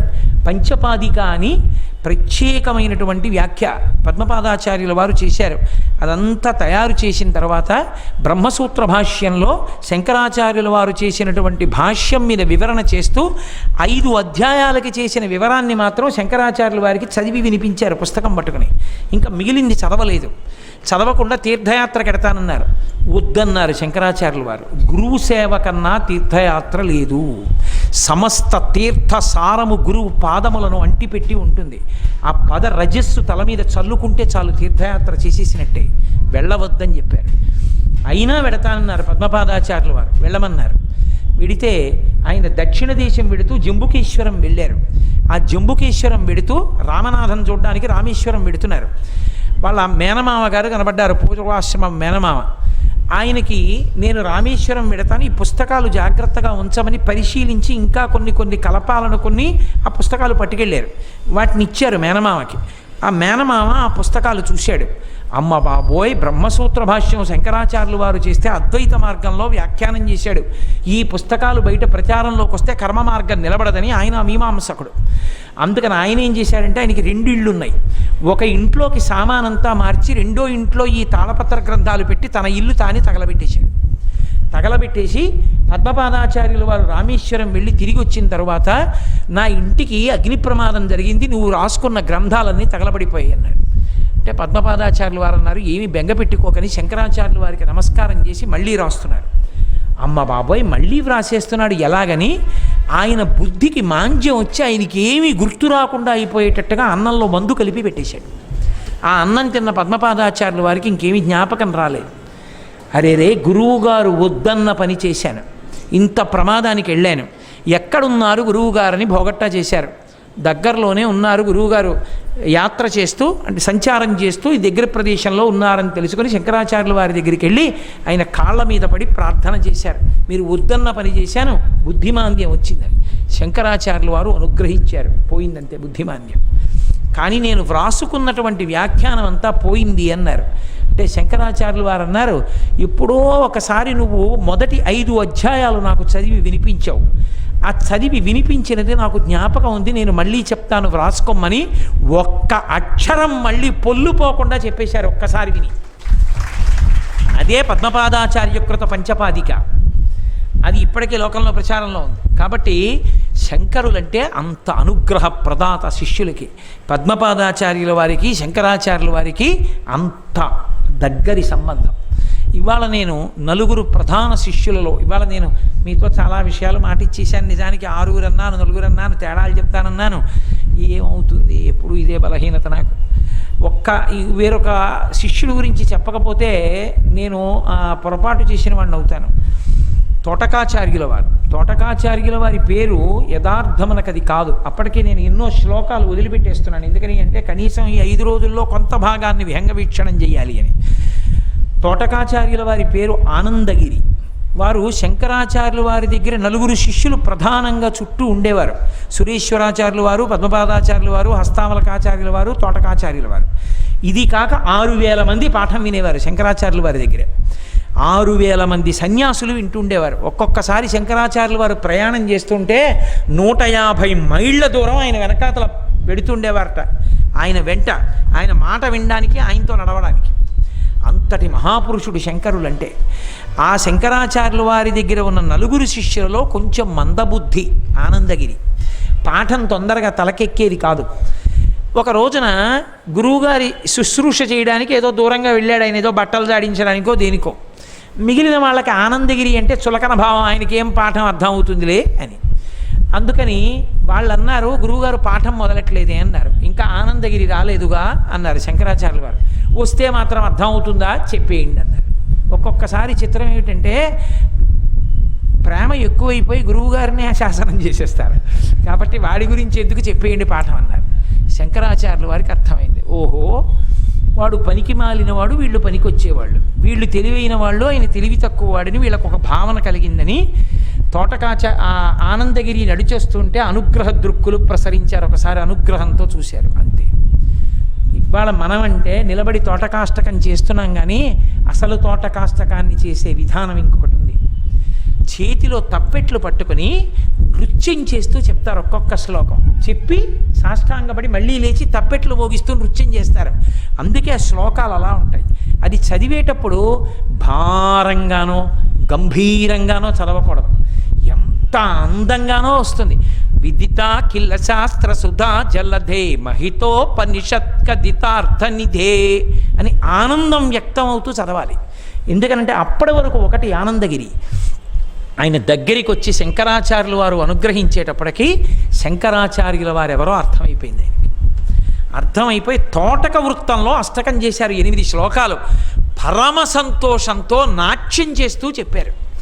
ఆయన వంక చూస్తూ, అందుకే గురు పుంగవ పుంగవకే తన్నతే అని ఉంటుంది. గురు పుంగవ పుంగవకే తన్నతే అంటే వృషభధ్వజం కలిగిన వాడా, ఓ పరమశివుడా, నువ్వే శంకరాచార్యుల వారిగా వచ్చావు, శివుడు మాకు గురువయ్యి ఉన్నాడు. కరుణా వరుణా లయపాలయమాం, మీరు కరుణ ప్రసరిస్తారు, మీరు రాశీభూతమైనటువంటి దయాస్వరూపం. మేము ఏమి చేతకాని వాళ్ళం.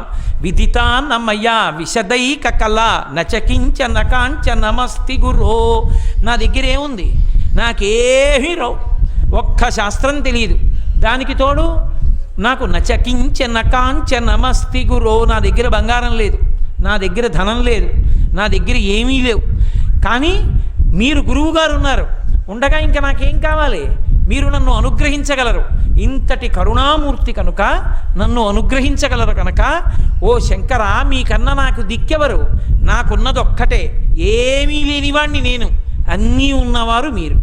అన్నీ ఉన్నవారు నా మీద ఒలకబోయాలంటే నేను మీ కాళ్ళ దగ్గర పడిపోతున్నాను. అందుకని శరణాగతి చేస్తూ భవశంకర దేశికమే శరణం అంటూ వంగి మనమైతే ముట్టుకుంటున్నాం. ఇది కొన్ని చోట్ల ఎంత గొప్పగా చేస్తారంటే తప్పెట్లు, డోళ్ళు, మృదంగాలు పట్టుకుని ఒక్కొక్క శ్లోకం ఆనందంతో చదివి నిశ్శబ్దం అయిపోయి భూమి మీద పడి నమస్కారం చేస్తారు. ఎదురుగుండా పడకూడదు, అడ్డంగా పడాలి. దక్షిణాన్ని చూడకూడదు, చూడకుండా పడి నమస్కారం చేసి మళ్ళీ లేచి రెండో శ్లోకం చెప్తారు. రెండో శ్లోకం చెప్పి ఆనందంతో మళ్ళీ పడతారు. తోటకాచార్యుల వారు ఎంత పొంగిపోయారంటే అహిమాంసు రివాత్రి విభాసి పురో అంటారు ఒక చోట. అహిమాంశు అదొక అద్భుతమైన పేరు. ఆడపిల్లలకి పెట్టుకోవడానికి పనికొచ్చే చాలా గొప్ప పేర్లలో హిమాంశు, అది కూడా శంకరాచార్యుల వారి ప్రయోగమే. హిమాంశు అంటే చంద్రుడు అమృత కిరణుడై అమృతాన్ని జాలువారుస్తాడు. ఎవరు చూస్తారో వాళ్ళందరూ అమృతత్వాన్ని పొందుతారు. అంటే ఆ పిల్ల మొహం చూస్తే చాలు ఆనందం పొందుతారు. ఆ పిల్ల ఎక్కడుంటుందో అక్కడ ఆనందమే. అలా అమృతాన్ని జాలువార్చగలిగినటువంటి ముఖమైతే హిమాంశు చంద్రుడు. అహిమాంశు అంటే అలా అమృతాన్ని ఒలకపోయాడు, వేడిగా ఉంటాడు సూర్యుడు. హిమాంశు అహిమాంశు, ఆడపిల్ల మగపిల్లాడు అని. కాబట్టి హిమాంశు ఆడపిల్లకి పెట్టుకోవడానికి యోగ్యమైన పేరు. హిమకర మగపిల్లాడికి పెట్టుకోవడానికి. శంకర వాంగ్మయంలో ఏమి పేర్లు వాడారండి శంకరాచార్యులు వారు, అద్భుతమైన పేర్లు వాడారు మహానుభావుడు. కాబట్టి అహిమాంశు రివాత్ర విభాసి పురో. పురో అంటే గురో అని పడింది. మీ దగ్గర ఉన్నటువంటి పాఠంలో గురో అని ఉంటుంది. పురో అది. మీరు సూర్యభగవానుడు సాక్షాత్తు వెలుగుల స్వరూపం. ఇంత వెలుగైన మీరు తిరగవలసిన అవసరం లేదు. మీలో మీరు కూర్చుని రమించగలరు. కానీ మీరు ఎందుకు తిరుగుతుంటారో తెలుసా? అలా తిరగడం వల్ల మీకేం ప్రయోజనం లేదు, తిరగడం వల్ల లోకానికి ప్రయోజనం. గ్రహాలు తిరుగుతాయి, సూర్యుడు తిరుగుతాడు, చంద్రుడు తిరుగుతాడు, నక్షత్రాలు తిరుగుతాయి. ఏమిటి వాటికి ప్రయోజనం? వాటికేం లేదు, మనకి ప్రయోజనం. సూర్యుడు తిరుగుతున్నాడు కాబట్టి రాత్రింబవళ్ళు వస్తున్నాయి, చల్లబడింది కూర్చున్నాం. చంద్రుడు తిరుగుతున్నాడు కాబట్టి రాత్రిపై పగలొస్తుంది, ఋతువులు ఏర్పడుతున్నాయి, రాత్రింబవళ్ళు ఏర్పడుతున్నాయి. శంకరాచార్యుల వంటి మహాపురుషులు వెలుగుల ముద్దైనటువంటి వారు. అందుకే శంకరాచార్యుల వారిని ప్రత్యేకంగా ఓ పేరుతో పిలుస్తారు. నమ శంకర భామవే అంటుంటారు. శంకరుడు సూర్యుడు, ఆయన తేజస్సు అటువంటిది. శంకరాచార్యుల వారి వంక చూస్తే చాలు అజ్ఞానం పోతుంది.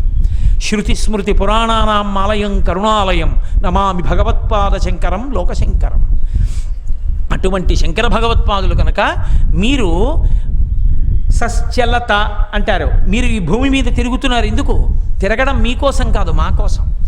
శంకరాచార్యుల వారి అవతారానికి సంబంధించిన సమస్త తత్వాన్ని చెప్పేశారు తోటకాచార్యుల వారు అష్టకంలో. చెప్పి శరణాగతి చేశారు.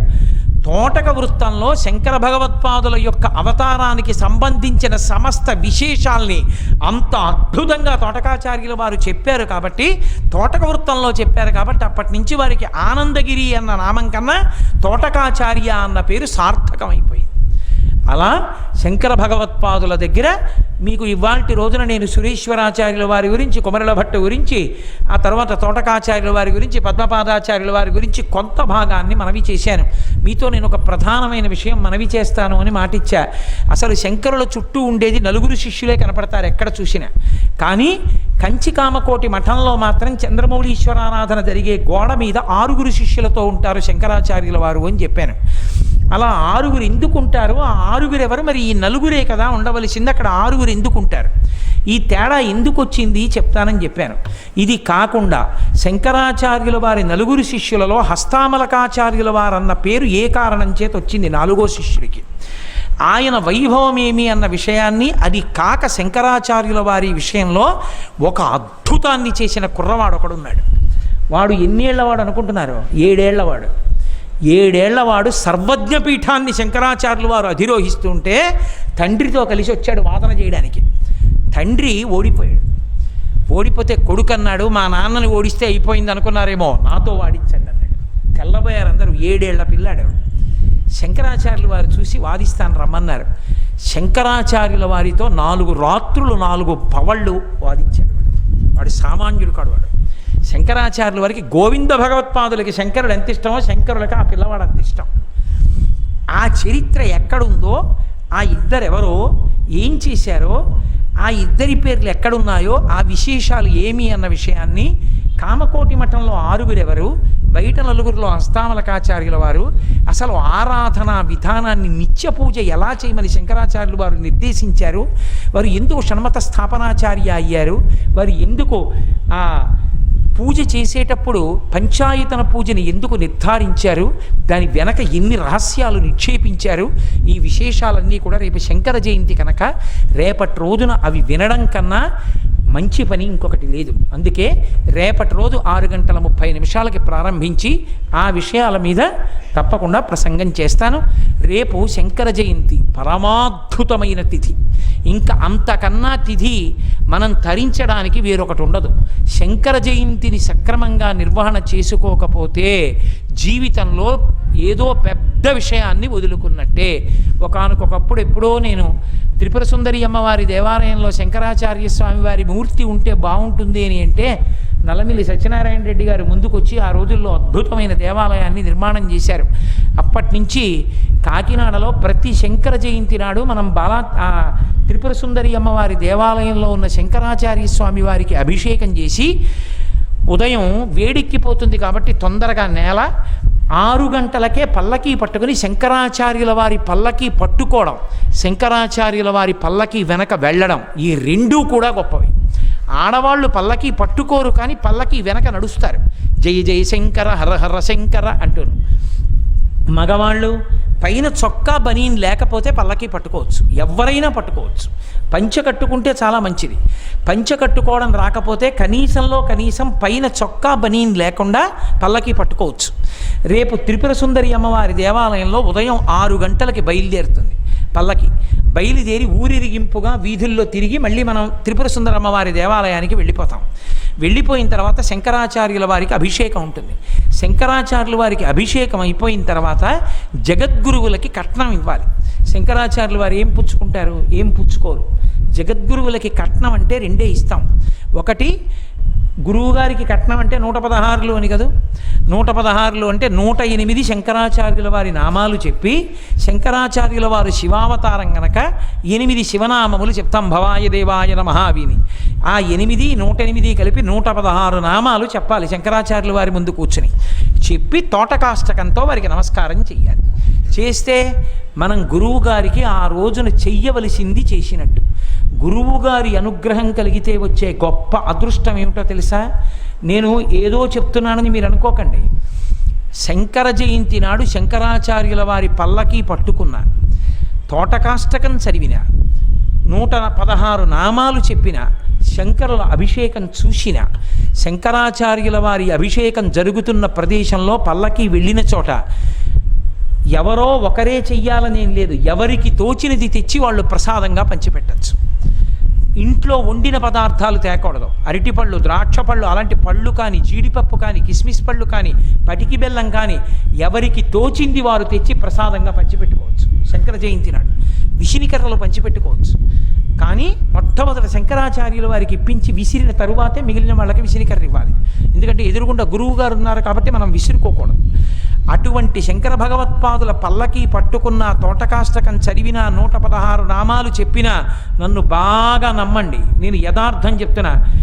అష్టమ శని కానీ, ఏలినాటి శని కానీ, వక్రించిన శని కానీ, గ్రహ సంబంధమైన దోషాలు కానీ, జాతక చక్రంలో సమస్యలతో బాధపడుతున్న వాళ్ళకి కానీ గురువుగారి పల్లకీ పట్టుకున్న, గురువుగారి పల్లకీ వెనక నడిచిన, గురువు యొక్క అనుగ్రహం కలిగితే మిగిలిన గ్రహాలన్నీ ఉపశాంతి పొందుతాయి. కావాలంటే మీరు జ్యోతిష శాస్త్రం తెలిసిన వాళ్ళని అడగండి. గురుగ్రహం బలపడితే మిగిలిన గ్రహాలన్నీ కూడా బలహీనంగా ఉన్నా కూడా అవి ఏం చెయ్యవు, రక్షణ కలుగుతుంది. అంత గొప్పది. అందుకే శంకర జయంతి వాడలా జరగాలి. రేపు మనం త్రిపుర సుందరి అమ్మవారి దేవాలయంలో శంకర జయంతి చేసుకుని రేపు సాయంకాలం 6:30 మళ్ళీ ఇక్కడికి వచ్చి ప్రవచనం విని సౌందర్య లహరి చిట్ట చివరి 20 శ్లోకాలు చదువుతారు. రేపు అది చూసి తీరాలి. మహత్తరమైన విషయం. ఇన్నాళ్ళు శంకరాచార్యుల వారు ఈ కింద ఉంటున్నారు, శ్లోకాలు చదువుతున్నాం. రేపు 20 శ్లోకాలు అయిపోయాక అది చూడ్డం కోసం పెడతారు. శంకరాచార్యుల వారిని అయ్యవారు అమ్మవారి పక్కకి తీసుకెళ్ళి కూర్చోబెట్టేస్తారు. కూర్చోబెట్టిన తర్వాత పరమశివుడికి పార్వతీదేవికి చేతులకు తగిలించి దేవస్థానం నిర్వాహకులు శంకరాచార్య స్వామి వారికి వస్త్రాన్ని బహూకరిస్తారు. అది వస్త్రద్వయం ఉండకూడదు, ఉత్తరీయం తీసేసి ఏకవస్త్రాన్ని బహూకరించాలి. అది శంకరాచార్యుల వారికి ఇస్తారు. అక్కడతో శంకర జయంతి కార్యక్రమాలు పూర్తయిపోతాయి. అప్పుడు నీరాజనం అందుకుని మనం బయలుదేరుతాం. కాబట్టి ఈ శంకర జయంతి ఉత్సవాన్ని చక్కగా మీ అందరూ సార్థక్యం చేసుకోవడానికి నేనైతే ఒక సలహా చెప్తాను. పిల్లలు వృద్ధిలోకి రావలసిన వాళ్ళు కాబట్టి పల్లకీతో పాటుగా వచ్చి మళ్ళీ కావాలంటే వాళ్ళు స్కూల్కో వెళ్ళిపోవాలంటే వెళ్ళిపోమనండి. చక్కగా అందరూ రండి. రేపు ఉదయం 6 అయ్యేటప్పటికి పల్లకీ బయలుదేరిపోతుంది. చక్కగా పల్లకీతో కొన్ని వీధులు తిరిగి మళ్ళీ త్రిపుర సుందర దేవాలయానికి వెళ్ళిపోదాం. సాయంకాలం 6:30 ఇక్కడ మళ్ళీ యథావిధిగా కార్యక్రమం ప్రారంభమవుతుంది. ఇక రేపటి రోజున నేను మీతో ఒక ముఖ్యమైన విషయాన్ని ప్రస్తావించవలసి ఉంటుంది. మీరు 5 రోజులుగా శంకరాచార్యుల వారి జీవిత చరిత్రని విహంగ వీక్షణంగా వింటున్నారు రేపటి రోజుతో కలిపి.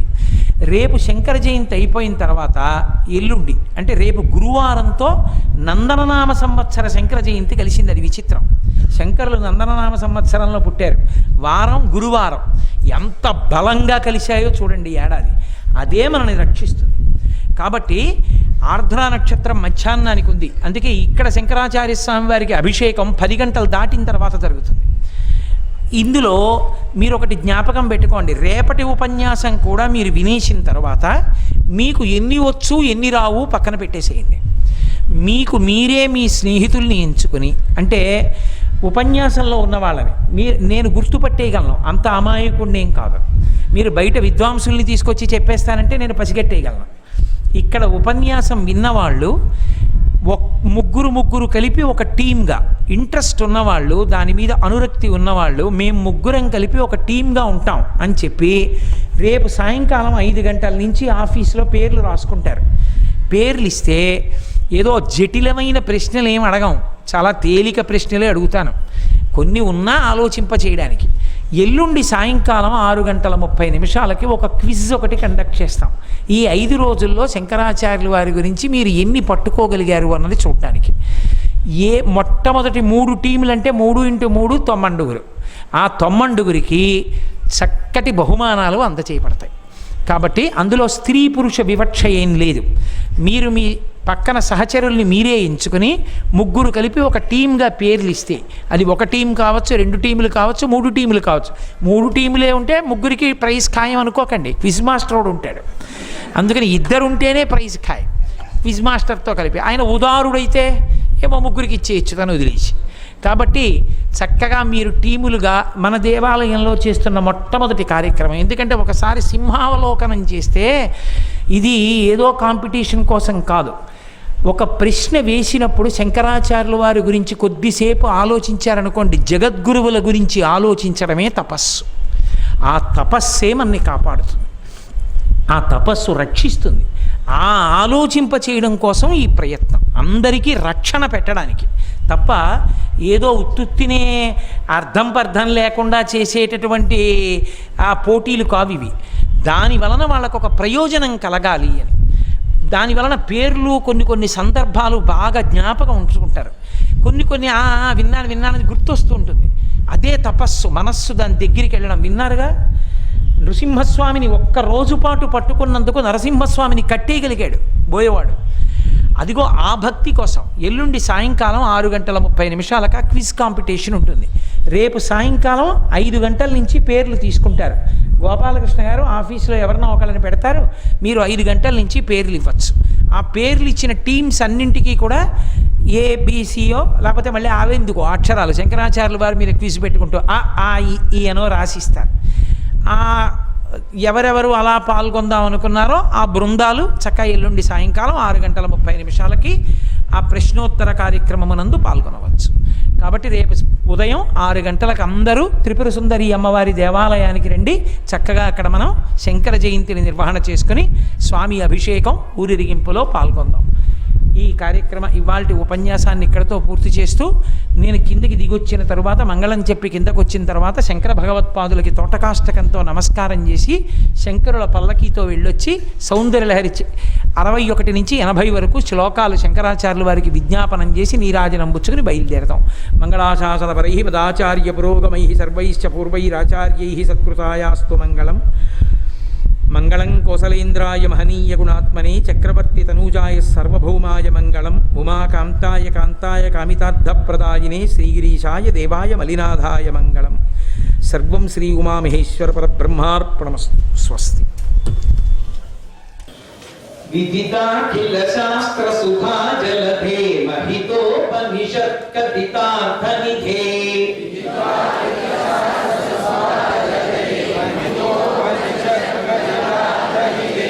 హృదయే కలయే విమలం చరణం భవశంకర దేశిక మే శరణం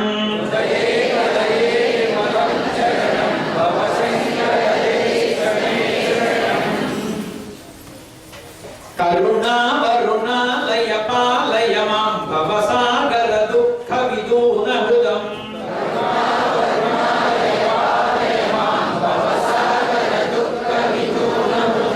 రచయాఖిల దర్శన తత్వవిదం భవశంకర దేశిక మే శరణం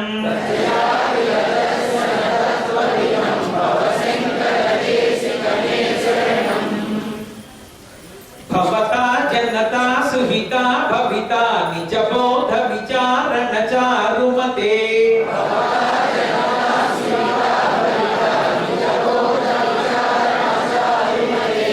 కలయేశ్వర జీవ వివేక విదం భవశంకర దేశిక మే శరణం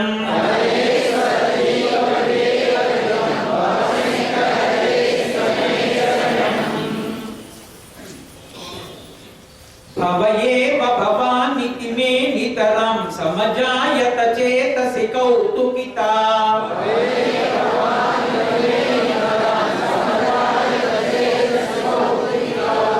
మమ వారయ మోహ మహాజలధిం భవశంకర దేశిక మే శరణం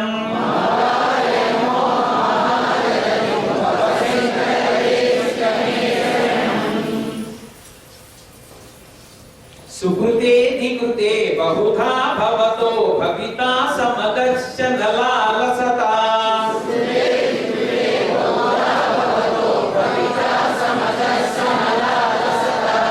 అతిదీనమిమం పరిపాలయ మాం భవశంకర దేశిక మే శరణం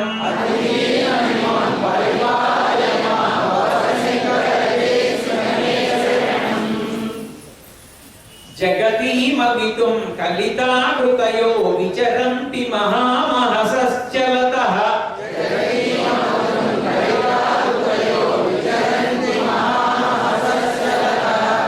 అహిమాంశురివాత్ర విభాసి పురో భవశంకర దేశిక మే శరణం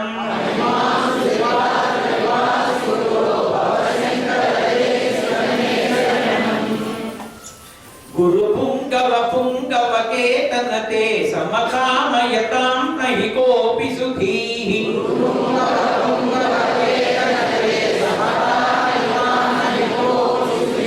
శరణాగత వత్సల తత్వనిధే భవశంకర దేశిక మే శరణం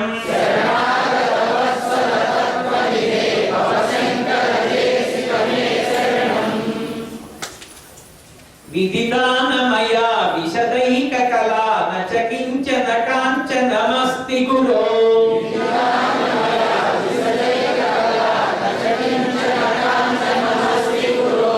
కృతమేవ విధేహి కృపాం సహజం భవశంకర దేశిక మే శరణం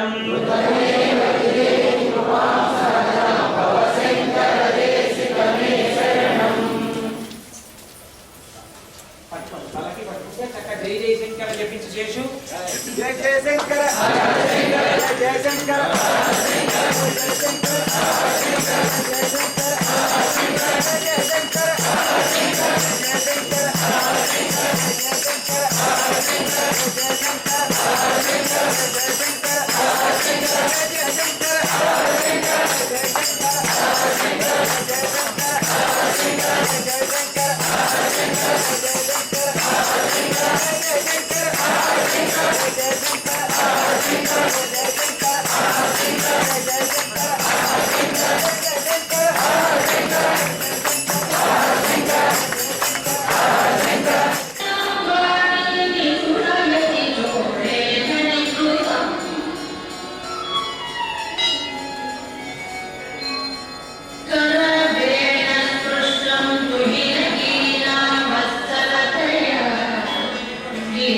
గిరిశేనోదస్తం భూమదరమాన